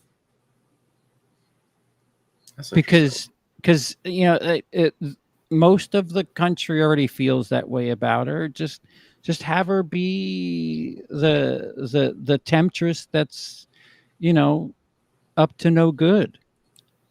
Because you can't you officially can't make her Snow White now. Bless you. Oh, was that a thing that was sorry, I'm Gesundheit, Emily. Was that a thing that was in the works? No, I'm just saying, like, what movie can you put Amber Heard in where she is the lead that you root for? Not for a while. Not at least a couple of years. The same, honestly, and again, same thing for Johnny Depp too. I honestly think it'd be best for both of them to just take some time. Yeah. Step back. Like, they've got the money, they can afford to do it. Just let their Johnny Depp doesn't need to act again, too. That's the thing. Johnny Depp could be like, all right, listen, I'm done. I'm just gonna go play music in Europe, and I mean, he showed just how much he gave a shit about it because he wasn't there for the verdict. He was just like, whatever. I'm gonna go play music in London, and whatever happens. I forgot about that. Yeah. Raiders wants a Showgirls reboot. I mean, I think that's what the world has been needed. I don't know if Amber Heard's the actress for that. She has the acting chops for that. I'll tell you that much. Oh, I think just as a society, I think we need that though. That we need Paul Verhoeven to come. Is he still alive? Is Paul Verhoeven still alive? Yeah. Have him come back and make a remake Showgirls. Yeah. He's only 83. That's as old as the guy making Mad Max. Oh, only. Oh. How old is George Miller? Hold on. George Miller. Oh, 77. Okay. So maybe that's a little hard for her. Okay. 83 is a little up there. Dice says, in my best Stu Macher impersonation, Amber Heard is no Sharon Stone. I didn't say she was Sharon Stone. I'm just saying that, that type of role, like that Fatal Attraction, that Glenn Close, that and they always seem to be blonde too. Like Hollywood just can't snap themselves out of typecasting everything. Like, it's a blonde woman who's kind of sexy, but she's up to no good. And it's preloaded now. So and of course the problem is there's people that still believe her. The fact of the matter is he was abused. So like there's this whole like delicate situation where like it is I mean, it's clear Johnny Depp doesn't need to work right away, but Amber Heard already doing rounds on TV says something along the lines of like, I need to be in the public eye. Yeah, or she's already trying to get ahead of like the negative press to try and rebuild.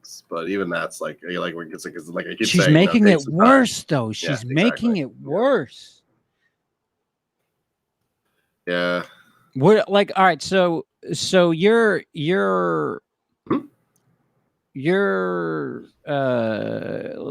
Lindsay Co. production company, you have $10 million.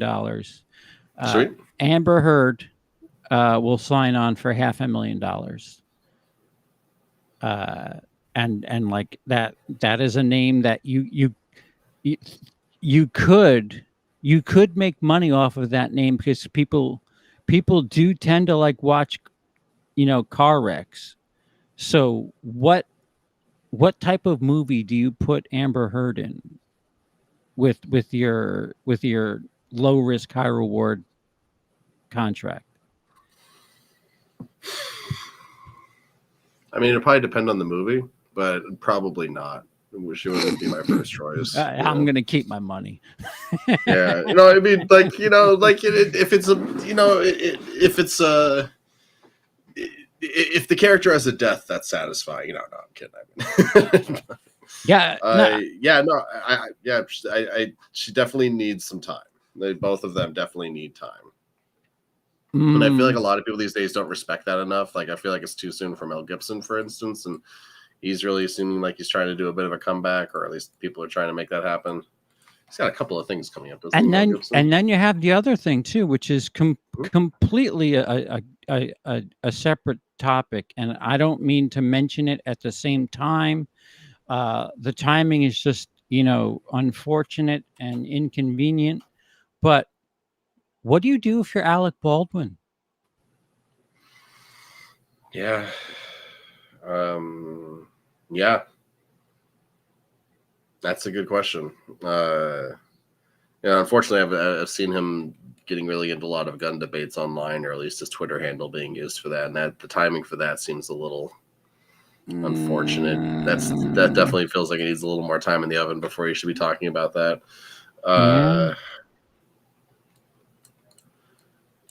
Yeah. But yeah, I wouldn't want Alec Baldwin on his set with guns or action or anything like that, for at least not for a little while here. Even if it's, again, I'm not blaming Alec Baldwin. It was the armor, or at least I think that's what the final verdict on that was, right? It was the armor wasn't taking the job seriously, and so that created a scenario where a gun wasn't properly cleaned or something like that. Yeah, they said something like the armor, like they had like 2 jobs before, and they weren't in the building where the shot was taking place. And it's just, dude, low budget. What the fuck do you need a real gun for and low budget shit? I guess it depends on how well you think you can implement the after effect of a gun barrel discharge. And I feel terrible for the cinematographer. I bet she wanted that badass fucking shot. The gun barrel right down the center of the screen, and paid dearly for it. Like, paid dearly for her art. Yeah. But there's so many different varying factors. Like there's things where there's accidents where people are taking time. There's things where people really fucked people over and they're trying to make a comeback, and it's like, what's the right time? It's just so strange that I mean, Chris D'Elia is back doing.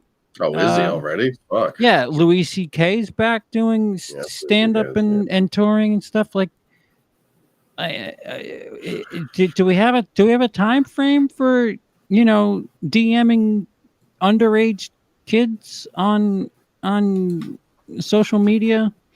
Is that what Chris D'Elia did? Yep. Do you think maybe that at the very least we take away the person's social media? Like at the very least, like you fucked up. You can't do this anymore. You'd think. Also, he just got married, it looks like. Chris D'Elia marries longtime girlfriend Kristen Taylor. Hope they're happy. Long time? How old was she? Let's find out. Just turned 16. That's Jesus. Bad. Don't laugh at that. That's bad. Terrible. Terrible. Okay. Kristen Taylor. How old is Kristen Taylor? 29. Oh, okay. Almost twice the age of what he was shooting. Actually, twice the age of what he was shooting for. Okay. All right, he's moving up. Yeah, good for him. I guess. Seriously. Where's he even from? I don't think I've ever actually seen any of his stuff before. He was supposed to be in Suicide Squad, but they CGI'd him out and put Tig Notaro in. Not Suicide Squad. Army of the Dead. Did I say Suicide Squad? Yeah, you did say Suicide Squad. You knew what I very meant. Similar. At least you knew what I meant. Yeah, they're not unrelated. Yeah, yeah, similar. Bunch of people, fighting. Wait, same director? No. Same director? No. Snyder did. No, Snyder, right? Yeah. Yeah. So, I mean, by that logic, when do we start seeing Kevin Spacey again? Well, I mean, every Christmas, doesn't he do like a little special where he releases a video? Is he still doing that, or do you? Those are so cringy too. Like they really are. Like, I mean, he's got somebody there filming him. He's got somebody there miking him. Do you think they're like, dude, maybe you shouldn't this time because the last time you did this, like, it really didn't work? I understand you're paying me, but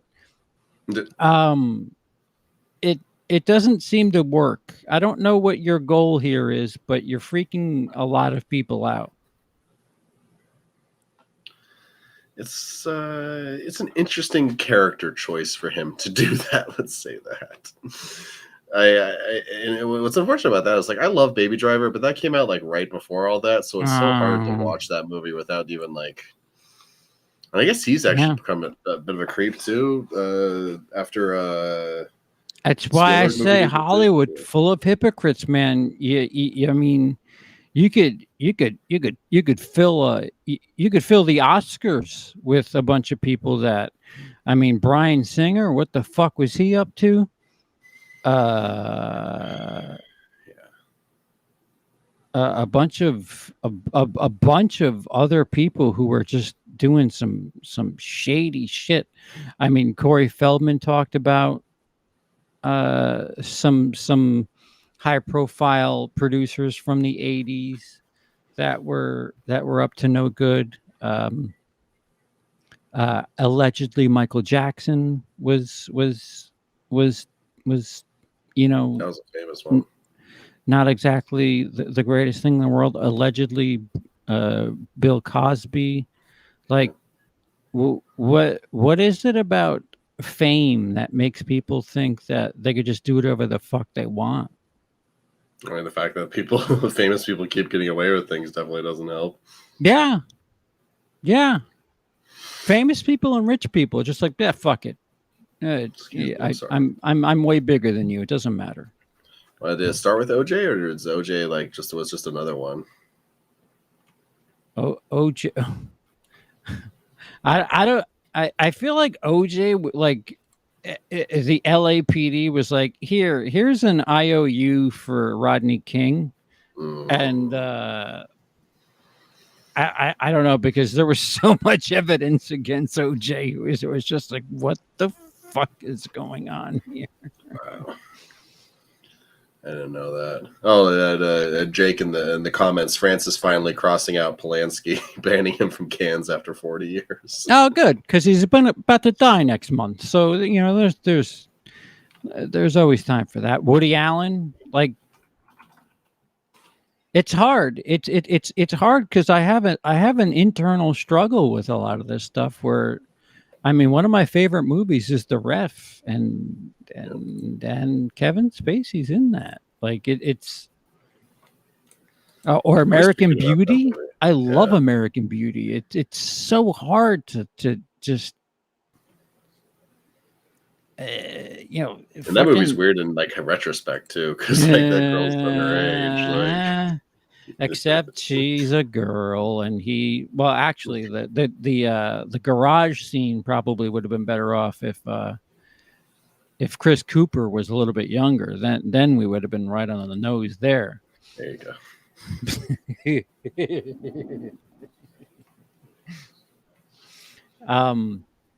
Yeah. So we spoke about the first half of 2022. What do you, other than the third release of Morbius, what are you looking forward to? I don't even know what's coming out the rest of the year here. Let's take a look. Obviously, Avatar is going to be interesting, if nothing else. Like that's fascinating. Like just to know. Like I just need to know what took 12 years. Let's go. And like the effects in the trailer do look extremely good, and usually like trailer effects look worse than the final products. So like it's gonna look even better in the movie itself. That's a little intimidating.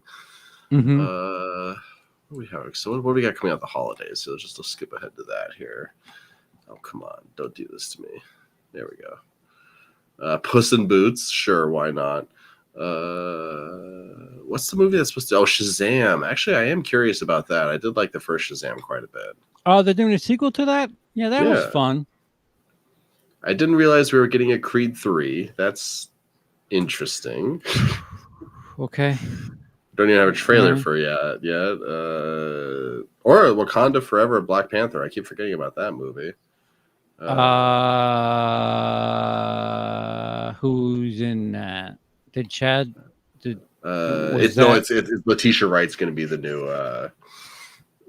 Black Panther. That's going to be hard to watch, man.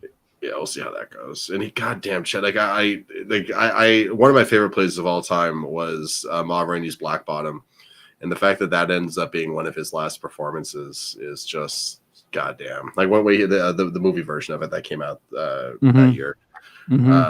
He was so fucking good. He really was. I really have been meaning to go back and watch it because like he was in like 42, like another sports movie too. Really good movie. Yeah. 42 is really good. I do want to watch that just for him. And then in What If, whenever they would do a Black Panther episode, because he managed to record his lines for that before he passed and stuff. Hearing his voice, because I wasn't ready for it, was just like goddamn, like a gut punch of like something that's been taken from us. That was something else. With death, Jay, somebody's going to die, whether it be Michael Myers or Jamie Lee Curtis. That's how it's going to end. And I could not be happier.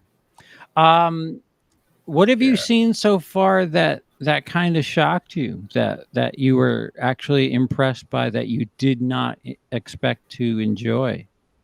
Morbius, actually. A lot of people are being really hard on it, but honestly, it's a really well told story with a very relatable.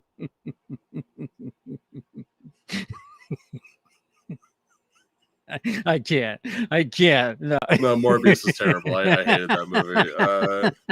What have I seen so far this year? Nothing is very relatable. Come on, what? Jared Leto's not relatable? We talked about X last time. X was amazing. Oh man, I love X. I really like Death on the Nile. I know a lot of people have been moving on it, but I quite liked it. The Cursed was good. I thought it started a lot stronger than it ended, but the first hour or so of that movie is a fun ride of like The Thing meets the Brotherhood of the Wolf in a weird way. It's pretty good.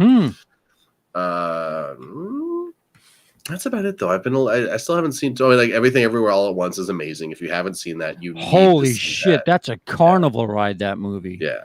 That's the movie of the year. Like Everything Everywhere All at Once is strong contender for my favorite of the year. We'll see if anything can beat that out. I think that's it though. Like Batman was fine. I did really like it. Saying it's fine makes it sound like I'm not liking it. The further I get away from Batman, the more I'm like, yeah, this is Zodiac. Yeah, it's definitely Zodiac. Zodiac with the Nirvana soundtrack, but yeah, it's very Zodiac. Did you see Firestarter with Zac Efron? I didn't. How was that? Oh, it's not good. I don't remember the Drew Barrymore version, but apparently Zac Efron and his wife, they're Jedi, They're not really Jedi, but they have superpowers that they can control and whatever. And they have a kid, and the kid's a little too powerful because you mix two Jedi, and her midichlorian count is just way too high. Well, it's not an addition scale; it's a multiplication scale. So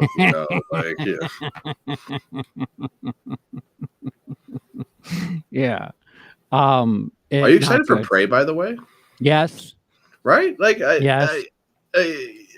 kind of down for that. Like, especially because once like the full trailer came out, and there's like conquistadors and shit running around too.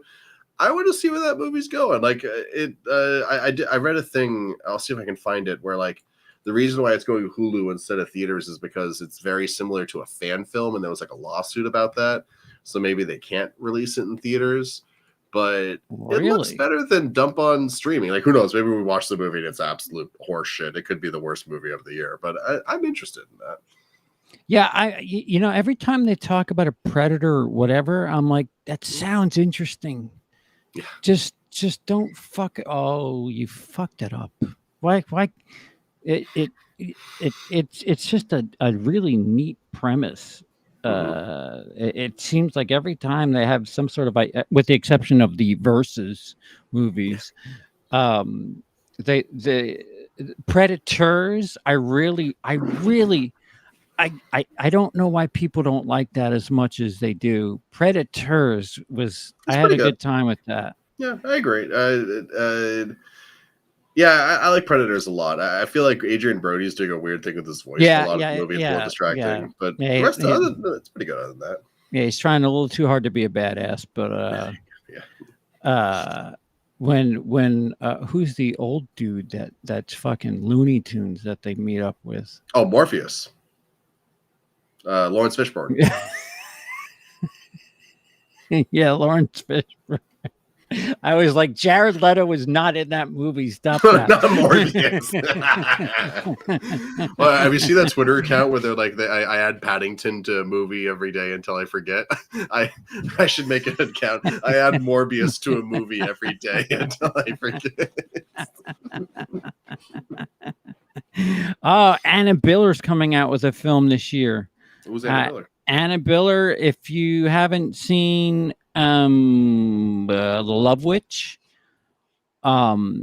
very, very classy. She's got a hell of an eye. It's a movie that looks like, I don't know, it was in a time capsule from the 60s, and it's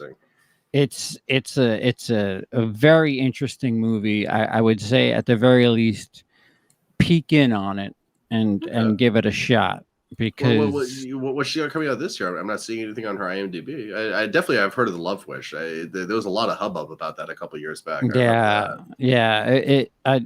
rather enjoyed that, and I felt so strange talking about it because like it's I'm a man. And I was like, yeah, I know who this is for. I'm not it, but yep, very good job. Oh yeah. I'm trying to see what else.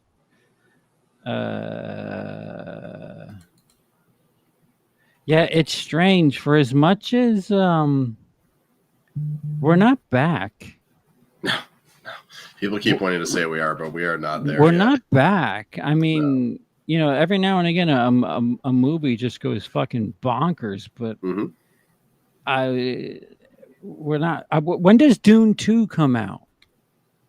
Not for a while, because he's got another movie that he wants to finish first, and then he's going to do Dune 2. So it's probably going to be 2 years after he finishes whatever that other movie is. So probably 3-ish, 4 years. I could be wrong about that.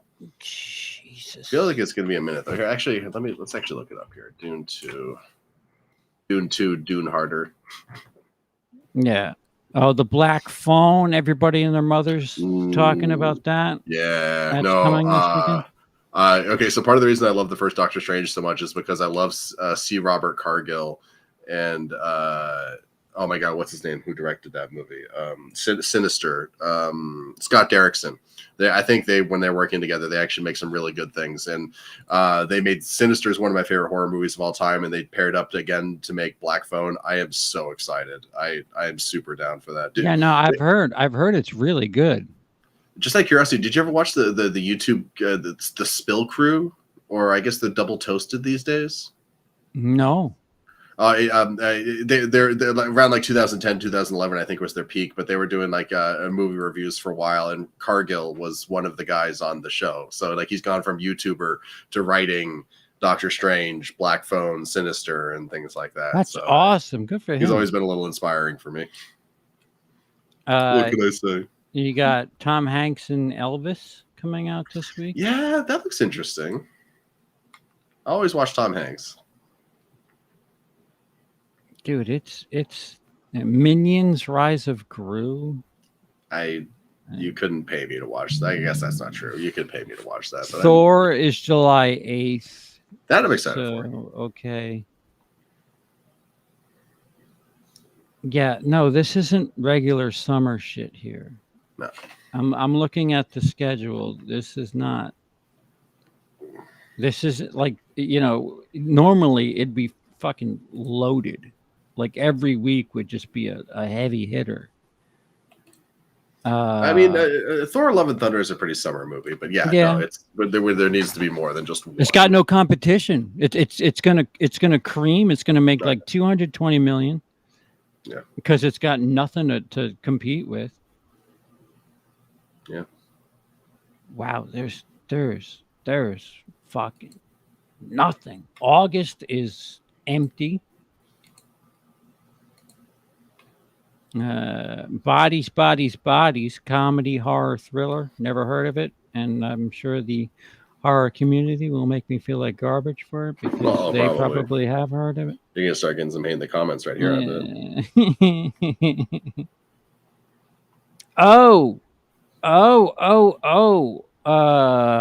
July 22nd. Mm-hmm. Nope. Comes out. Oh, I am excited for that. That does look very good. Mm-hmm. I mean, I'll watch anything Jordan Peele makes at this point. But that looks good. I think this is now we start to figure out where he is and what what type of director are you? Because Us was a little different.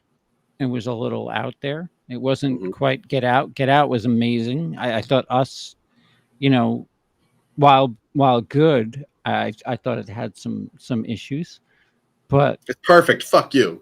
No, you're right. It was perfect. It is perfection. Bullet Train comes out August 5th with that's the remake of something, right?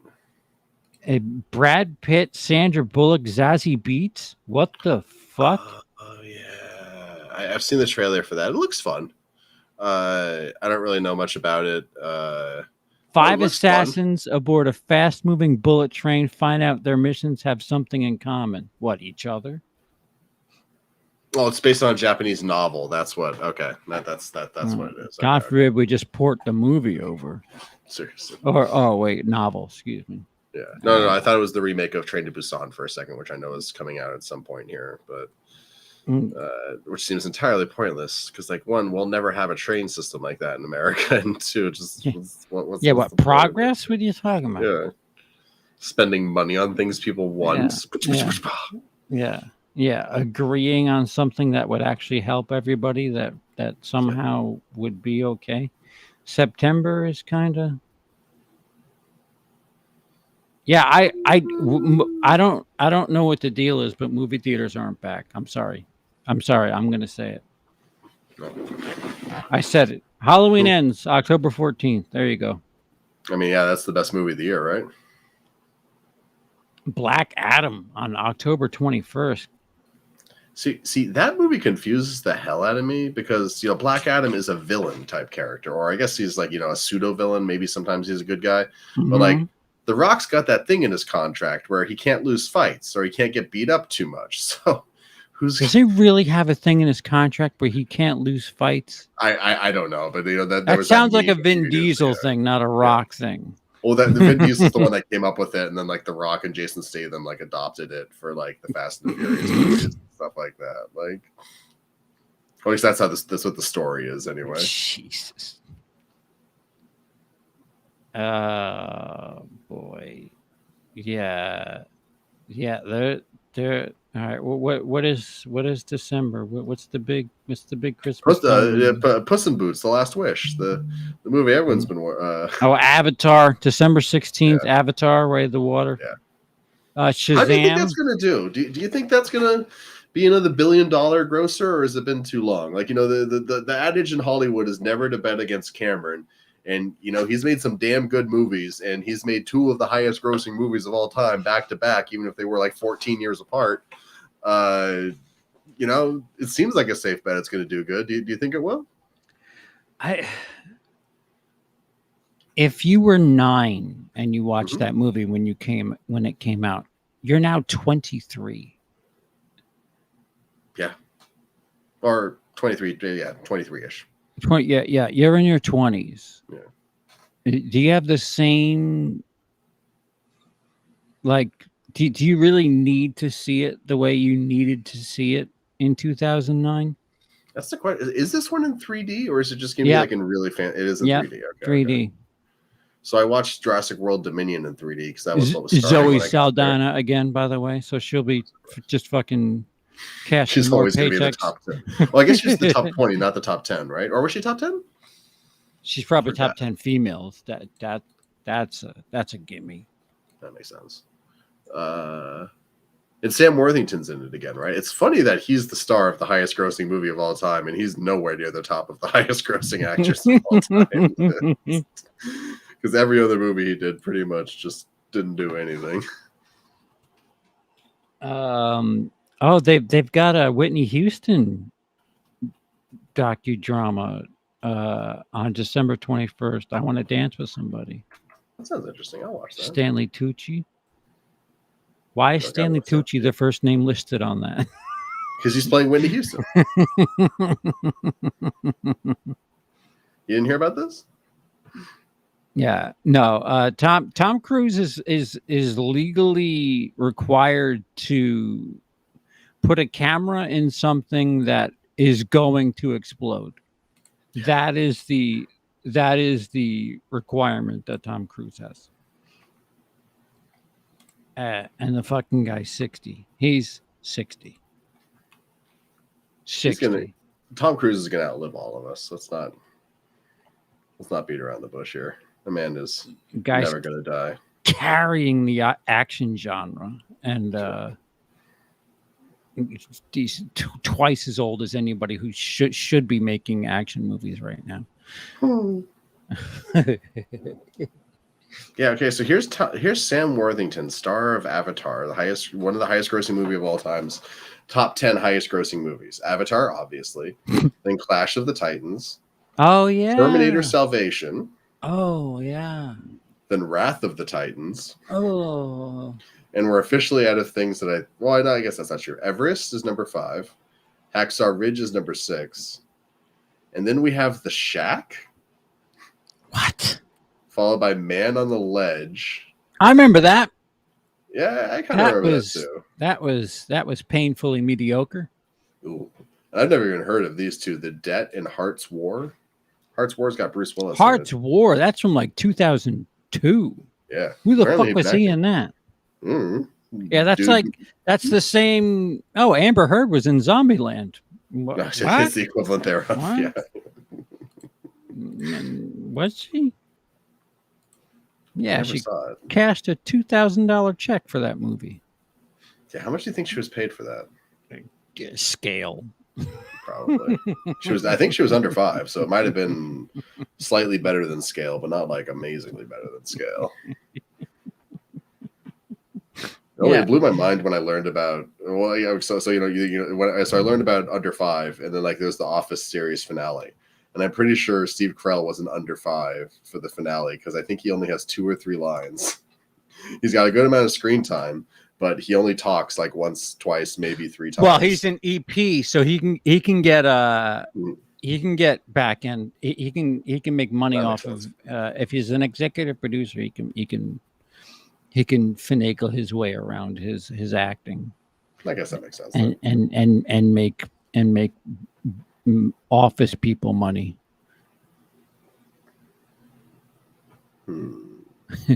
Yeah, I dislike every film you mentioned other than The Debt. I didn't see that one, so I can't. And I kind of like the Clash of the Titans movies just because I love Greek mythology, and so anytime a movie has fun with that, like I kind of have fun with it. Like what was it, Immortals? That movie's terrible, but I love what it does with Greek mythology. I want a Gorgon movie. I want a Medusa Cool. movie, and don't make it so super CGI, but you know, we could use a lesson on having to look pretty and look in the eye. Make some sort of social media metaphor for Medusa. It's there. It's there. I don't have the mental capacity to do it, but somebody can. And Do 7, but instead of like the 7 deadly sins, it's all the weird shit that Greek gods did to each other to punish for stupid shit. Like some guy's got to push like a boulder up like a giant ramp or something like that, and he just gets crushed by it. Ooh, a Medusa origin story. Good job, Dice. A Medusa movie that actually tells why Medusa became Medusa. That'd be interesting. That's a good use of origins, yeah. Yeah, and then have it be like Cinderella, because Medusa has sisters and they're evil stepsisters, and Medusa has to clean all the time, and Medusa's all right. I'm riffing and it's bad. I'm getting a little hungry, so maybe we should wrap it up here. Yeah. We've shockingly gone 2 hours. That's how good we are, dude. We don't even need a topic. We'll just go. Lindsay, what do you got? What do you got on the horizon? I'm still drowning in like the new job, and I've been making editing cooking videos for a YouTube channel that just launched, Treasured Recipes. If you want to check out my editing stuff, give it a look. And I'm in talks with another guy to help him kind of do a similar thing. So that's been a lot of my time lately. That's awesome. No, it's fun and exciting. I'm loving the hell out of it, but I do miss the YouTube stuff. So as I've been talking about, I've been watching some Daily Wire movies. So maybe I'll do like a couple of mini episodes on Daily Wire movies just for fun. Or maybe I'll do something talking about why Kenobi is like fun, but keeps breaking my heart in a weird way. Well, we'll see. I've got that bug bite again. I want to start making content, even with my schedule being as nuts as it is. But I don't have a set date for that. The firmest thing I have is maybe that Daily Wire stuff. We'll see though. We'll see. What about you, bud? What you got? I'm so sluggish. Life's been better. I'll say that much on my end. But I have my Base Moi video that I'm just slowly but surely editing. Hell yeah! And there's something else that we were going to work on, and I completely forgot, and I just completely bricked. It's hard because my camera's locked up in storage. Anything I do has to be like streamed. Right. So, and I'm a bit of a quality snob, and this doesn't look nearly as good as if I set up a camera. So I'm just 100%, man. There's so many of my videos I can't watch just because it's like, oh, I could do that so much better these days if I tried. Like I've got a whole section on my channel now that's like old and bad. It's like 160 videos. There's like 100 videos I would delete, but I don't want to lose because if you delete a video, you lose the views, and it like affects your AdSense and shit. And that sucks. I ain't doing that shit. I'll just leave the garbage up. I don't care. Yeah, it's fine. Maybe somebody fall in love with it. Just warn people. Yeah. Hey, can you do more of this old shit? No, I don't know how you found it, but that's not me. So actually, forever ago, I did a video on that Meryl Streep movie, Suffragette, and it's a bad video. The intro is way too long, and I'm just talking about nothing for like 3 minutes. So I hate that video. But it's getting weirdly good numbers lately. I have no idea why. Like, dude, YouTube is so strange. I get stuff like that too, where like I'll get like comments on a video from like 4 years ago, and it's just like, where the fuck were you when I put this up? What the fuck is this? yeah, I know that all too well. It is so weird. On my Goodbye Lindsay Ellis video, about like 2 months after I put it up, a YouTube channel that I follow, actually randomly enough, commented, being like, "God, she was great," and I'm just being like, "Whoa, why are you commenting on my videos? I should be commenting on your videos." Or some That's stupid cool. Shit. Yeah, it felt pretty good. It was a good moment, but yeah, no, it's so funny when that does happen. Like, I think the first video I ever put out, my Casino Royale Easter egg video, every now and again we'll just get like 100 views for just no reason. I just like, maybe like there's something in the zeitgeist about Casino Royale again, so it just gets like 100 or so more views, and then it does nothing for a year. Yeah, that's my gory garbage. Who would like that videos? There's always a steady. They always get like a solid 80 views a day. They're just oh, that's my King Shark numbers, dude. That's solid, dude. Just solid 80 views a day, no matter what. It does not matter what's going on in the world. I can always count on 80 people watching some fucking Serbian film shit. I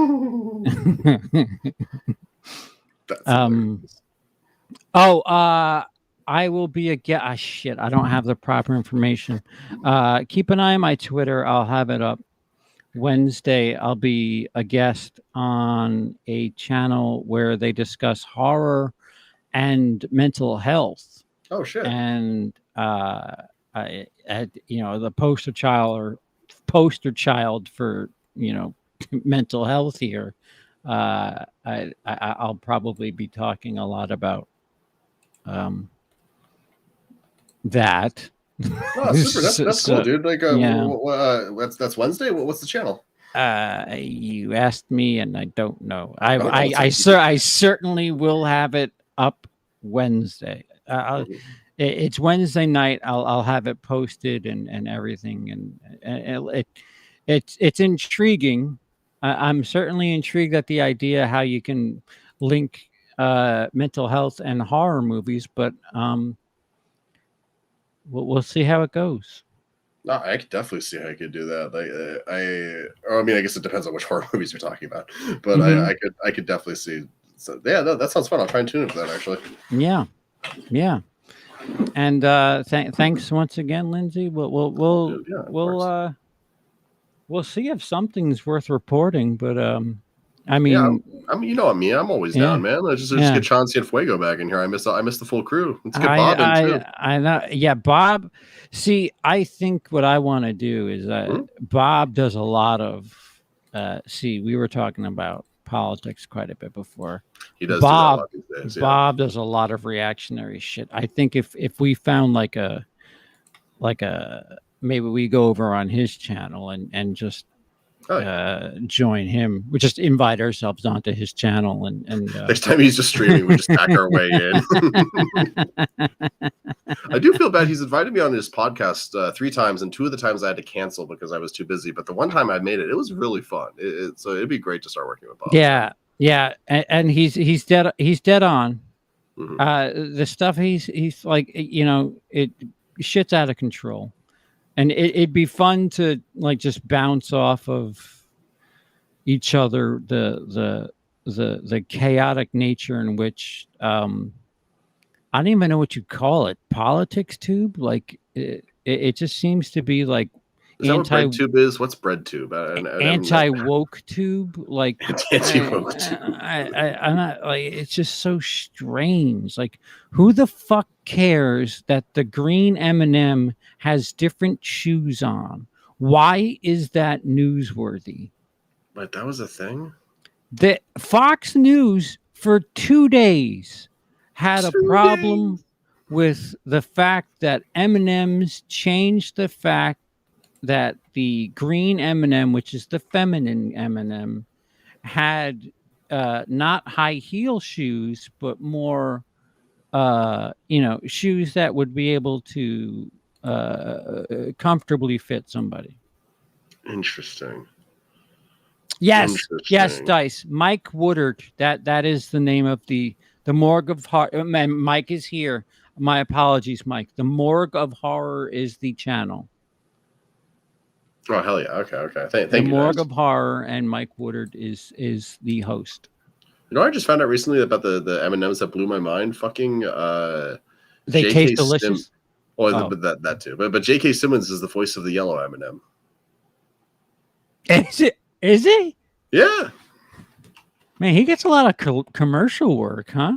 Yeah. No, that guy's fucking rich. Yeah, where is he on the list? What the shit?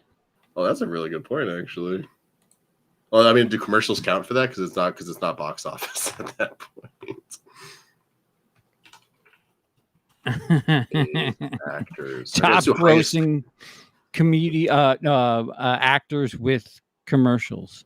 Flo would be up there. The voice of that dumb fucking gecko. Oh, I want somebody to step on that thing so goddamn bad. Oh yeah. Oh, I mean, he just died recently. The R.I.P. He was a legend. But Gilbert Gottfried is the oh yeah. Well, he got let go a while ago after he did that. Yeah, he did that. That was it after the 9/11 joke. I don't remember what it was. He was at a roast like 6 days after 9/11. And the big bit that got him in trouble was, sorry I'm late. I had a layover at the Empire State Building in New York. I mean, now, interesting. Yeah, he said that shit 6 days later. I mean, you let New York heal a little bit. There's the fucking World Trade Center is still on fire, for fuck's sake. What do we got here, Mohammed? Thank you for the super chat. Thank you, sir. Are you excited for Martin Scorsese's new movie with Robert De Niro and DiCaprio? And were you a fan of his last film? I haven't heard about this new one. That does sound pretty cool, though. What was his last one, though? Was that The Irishman, or has he made anything since then? Irishman. I loved The Irishman. The Irishman was pretty good. Like, it was maybe like a little long. Like, I feel like there was like a little bit of ways you could cut it out, but that was also kind of the point, because it's supposed to be like the whole generational thing, and we wanted to show them like aging up into who they actually are and stuff like that. So even as I'm talking about it, like I like the juxtaposition of having Joe Pesci not be the Joe Pesci that you would want in a Martin Scorsese movie. Like, he was so like laid back and was just that's like, true. What? No screaming, no yelling. Mm-hmm. I also really like Joe Pesci's last little scene where he was like kind of cartering off to go like give confession or something like that. There was just something about like the giddiness that Joe Pesci had in that scene. I was just like, oh man, Joe, you're such a fucking legend. Like, yeah. Like, what was it I just watched the other day? Actually, for like the 8,000th time. Fucking My Cousin Vinny. I love that movie. I can watch that movie just infinitely. I meant to ask this early on somewhere in the news, and I guess I'll just do it now. People went crazy because Ana de Armas is playing Marilyn Monroe, and the film is rated NC-17. Oh yeah, what's that about? Do we have a reason for that yet, or is sex. It like graphic sex, rape sex, or just sex? Like, do we see P going V? I'm sorry, Mom, if you're watching this. I don't think she is, though. What is P going V? Oh, P go in V. Yeah. It sounded like a Star Wars character for a second. P go in V. Luke, I want you to meet my friend over here. This is P go in V. We've got to steal the lightsaber from P go in V. That's interesting, though. I don't know. A lot of sex, like, like she's like a sex icon because like you Right. can't adequately make a movie about her without talking about sex. Exactly. Yeah. She fucked the president. Like, Yeah. you know, At least one. at least one, and at least one time. Yeah. Her and Jimmy Carter, man, I'm telling you, like, just no. People went fucking berserk because, you know, Marilyn Monroe's a treasure and an icon. And, you know, she didn't take a bottle full of pills to kill herself or anything. She was a legend. Yeah. But, you know, it's a film, and they're like, I don't want Bohemian Rhapsody. I don't want the Queen version of the Freddie Mercury story. I want, if you're gonna tell a story, what are you laughing at? So, like, you know, Bohemian Rhapsody has its issues, but the last 20 minutes of that movie are just magical, where they're just performing songs and stuff like that. Like, I love that. So I'm like, if this is Bohemian Rhapsody, but for what's the last 20 minutes of that? They're just gonna be just pure magic. And it's a horrible joke, but like, you know, that's the thing that pissed me off when Bohemian Rhapsody was done. It was like, that's it. The fucking guy had AIDS, and they made 3 albums. He lived 5 more years after that. Like, why not have that be the triumph, not the fucking concert that people know about? Like, you just made a musical, Bryan Singer. Well, Bryan Singer. Were you busy looking at other people and touching other things rather than making a decent movie? I used to be a big allegedly Singer, but I don't want to defend him anymore. But it's hard, man. Yeah, it's hard to stick up for people because you're like, I don't know everything about them. Doesn't matter how much I like X2, the dude's a creep. But I'll also say, I guess, in defense of Bohemian Rhapsody, like the singer basically leaving halfway through production because of all that stuff probably didn't help the movie. But, you know, I don't know. Also, the editing was kind of a mess in that movie.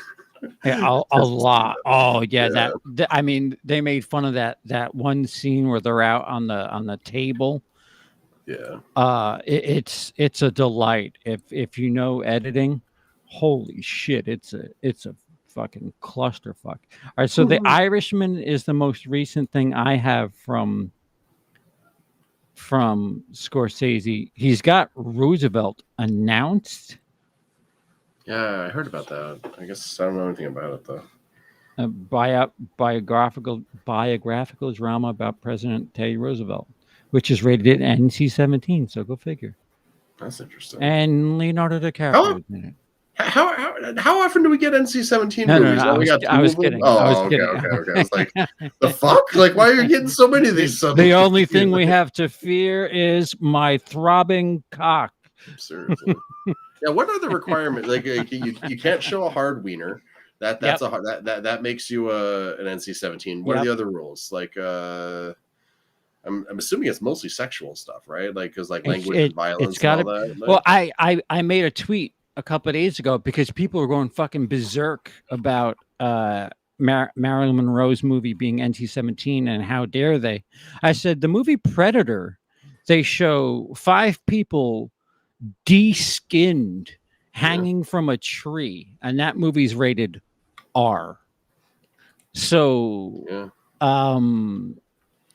what are we allowed to, like, what so theoretically an 18-year-old can bring their little 10-year-old brother in to watch people with their skin ripped off hanging from a tree, but a 17-year-old can go watch Marilyn Monroe get involuntarily sperm inseminated. So what, like, if they had a, like, they need to just make rules. Just have the rules. Well, here's something mind-boggling. I just Googled NC-17 movies. Clerks was originally NC-17 because the dialogue is so sexual. Yeah. Also, Casino. Like, is this the same Casino? Yeah, Casino. That's interesting. Casino? What the fuck? There's not even Strong, brutal violence. So that could violence. be, yeah. It could Yeah, just but be Predator's fine. You want a skinny human being? That's fine. Well, we didn't watch them get skinned. You see, we it was after the fact. it could have been meat. It could have been for hunting purposes. Well, actually, it was for hunting purposes. Okay, so here we go. So now I've got this organized from like most recent, first movies ever to most recent. Oh wait, this can't be right though. Well, this Deep is Throat was X, and okay. then they switched X to NC-17 at some point. So apparently, Midsommar was originally NC-17, but they re-edited it to get it to. Dude, that was a gnarly fuck scene too. Yeah, no, 100%. But same with Don't Breathe and The Kingsman and Spiral. That's a little crazy. Spiral. Yeah, like what did they do that was so graphic in that before they redid it? Wolf of Wall Street, I can see that though. Yeah, Wolf of Wall Street. If you told me that even the way it is now, if it was NC-17, I'd be like, yeah. It kind of makes sense. Blue is the warmest color. That makes sense. Okay. I still have yet to watch that. I own it. I haven't watched it. Feels like a movie I should watch on a date. I don't know why. See, why? That's the other thing too. If you notice, if there is not how do I word this? Non-traditional sex in a film, it will get an NC-17 rating. So if two girls have a scene, it gets bumped up to an NC-17. But if a girl and a guy have a sex scene, it may even be a PG-13. That's interesting. Definitely some weird double standards there. Yeah. There's so many weird. I'm telling you, I'm gonna go apply for a job at Hollywood and be like, you guys are fucking stupid. Just give me this book. I'll rewrite it for you, idiots. Do it. Fast Times at Ridgemont High got an NC-17 for male nudity. I can see that. Female nudity is passive and male nudity is aggressive. What? That seems a little. Also, apparently, like a show I used to watch is like the Blue Mountain State. Did you ever see that? The TV show? Yeah, apparently they got a movie. And it was NC-17. What? Yeah, it's on the list. The Blue Mountain State, The Rise of Thadland. Oh, brilliant point, Felix. I remember watching Romeo and Juliet in school and being like, whoa, we got nipple. I'm in school and I'm looking at nipple. I remember that. I think it was just like one fleeting shot. I do remember that though. Yeah. And I was smitten from there forth. I was smitten for she was in Psycho 4, which I then stopped being smitten for. Oh, what is her name? Oh, she was in Black Christmas too. Oh, my brain. Yeah, there it is. Olivia Hussey. Yeah, Hussey. Olivia Hussey. Yeah, she was a hussy, all right. Yeah, she's cute. She's very cute. But then she did Psycho 4, and I was like, oh, I can't believe they made a fourth Psycho movie. It's not good. It's not good. Oh, she was in the original Death on the Nile, too. That's crazy. No shit. Yeah. Oh, and the original It? What? Who the fuck is she in It? Hold on. The second half? Yeah, probably. Yeah, she definitely can't be one of the kids at that point. If she's in that 1968 Shakespeare, she better not be one of the kids. Olivia. Oh, she was Bill's wife, Audra. So she was probably only had like a scene or two. Oh. So she wasn't one of the like a live action with the not the live action. She wasn't one of the adult versions of the kids. She was just okay. That's interesting. Muhammad, thank you. 25 Australian dollars, I want to say. AED. Oh, it's Arab Emirates. Is that? Is that what that is? I could be wrong. Regardless, thank you. Yeah, if I'm wrong, sorry. I don't mean to assume. Which do you guys prefer between Goodfellas, Casino, and The Irishman? I need to be in a different mood for each. Yeah. Those are all extremely good movies, though. I think Goodfellas is the best movie, but sometimes I'd rather watch Casino. Yeah.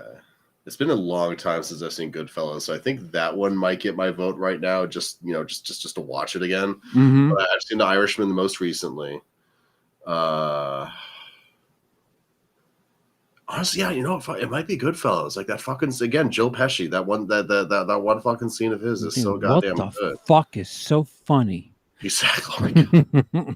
Like it just starts so light and it gets so dark so quickly. That scene. I tell you what, watching the therapist from Sopranos as a fucking coked out maniac, Dr. Melfi. What the fuck? When she flushes all the cocaine down the toilet and we just lost him. What's his name? Ray Liotta. He's like, they would have never checked it, and she's just like losing her shit. She's like, I didn't know what to do. Like it's a very black comedy. I have no reason to laugh at that, but there's so many times I watch Goodfellas and laugh, like when she goes to his mistress's house and she rings on all the doorbells at the apartment. And she's like, I just want you to know that in 2R Rossi, you have a whore living in your house. Yeah, that's good shit. Yeah, no, man. Okay, I might need to go watch some old Scorsese now just because of that. I know. I'm kind of in the mood to just throw it on now. 2R, you have a whore, Rossi. Which, by the way, Emily and I emulated a scene from that, which very, very tiny scene that we altered a little bit for the sake of something we were doing. Yeah, I watched Goodfellas the day Ray Liotta died. So fucking sad. Yeah, we're starting to lose him. Yeah, you're getting old when people that like you don't expect to die, and then you hear their age, and you're like, oh yeah, no, we're getting old. We're just getting old. Time does not give a fuck. Yeah, we're gonna. On that note, or we can all just be Brendan Fraser and just walk away for a little bit, come back, and just be like, "Yo, everyone still loves me. Yeah, everyone still loves me." That does make me so happy though that he's back. Just I know you're trying to wrap up there, but I just want to throw that out there. I'm so happy that Brendan Fraser is acting again. Yeah, and hopefully he has no secrets. I just want to root for people. How about that? Just let me root for people. That's all. Yeah. Seriously. Okay. So we'll figure something out. We'll get together to do something. If nothing else, after Love and Thunder, maybe we should at least put pencil that in. Oh yeah, that's a couple of weeks away, right? Yeah. Who knows? We can always get together between sooner if something happens, but let's just put that in as a soft next one. Mm-hmm. Or we can. Let me find out. We should do a commentary. I want to find out what the legality is on what is available to stream, because if I don't remember if Dashcam was Amazon Prime, but if it is, we can stream it on Twitch. And holy shit, are we going to Wait. have a blast. You could stream Amazon Prime On or Twitch. Amazon. On Oh, Twitch, what? yes. Because Amazon owns Twitch. Oh, that's very interesting. Yeah. Okay. And everybody watches with you. I mean, obviously, everybody that watches with you, they have to have Amazon Prime as well. But I mean, it beats the fuck out of being like, all right, everybody ready? On 2. 1, 2, go. Oh, wait, it didn't go yet. I got to restart. Yeah, I tried to do a few of those sometimes, and they never work out well. But Yeah. if we want to do it, I'm fucking down, man. That sounds fun. Yeah, we should figure something out. Hell Something, even if it ends up being just Thor. Let's Lindsay, do a watch party for Thor. We're just in the we're just like Scrooge down. Gather in the theater. Are you ready? All right, start filming. Go. And clap. I guess you don't need to do that for stream. All right, Lindsay, what are the final words of the evening? I am a teapot, short and stout.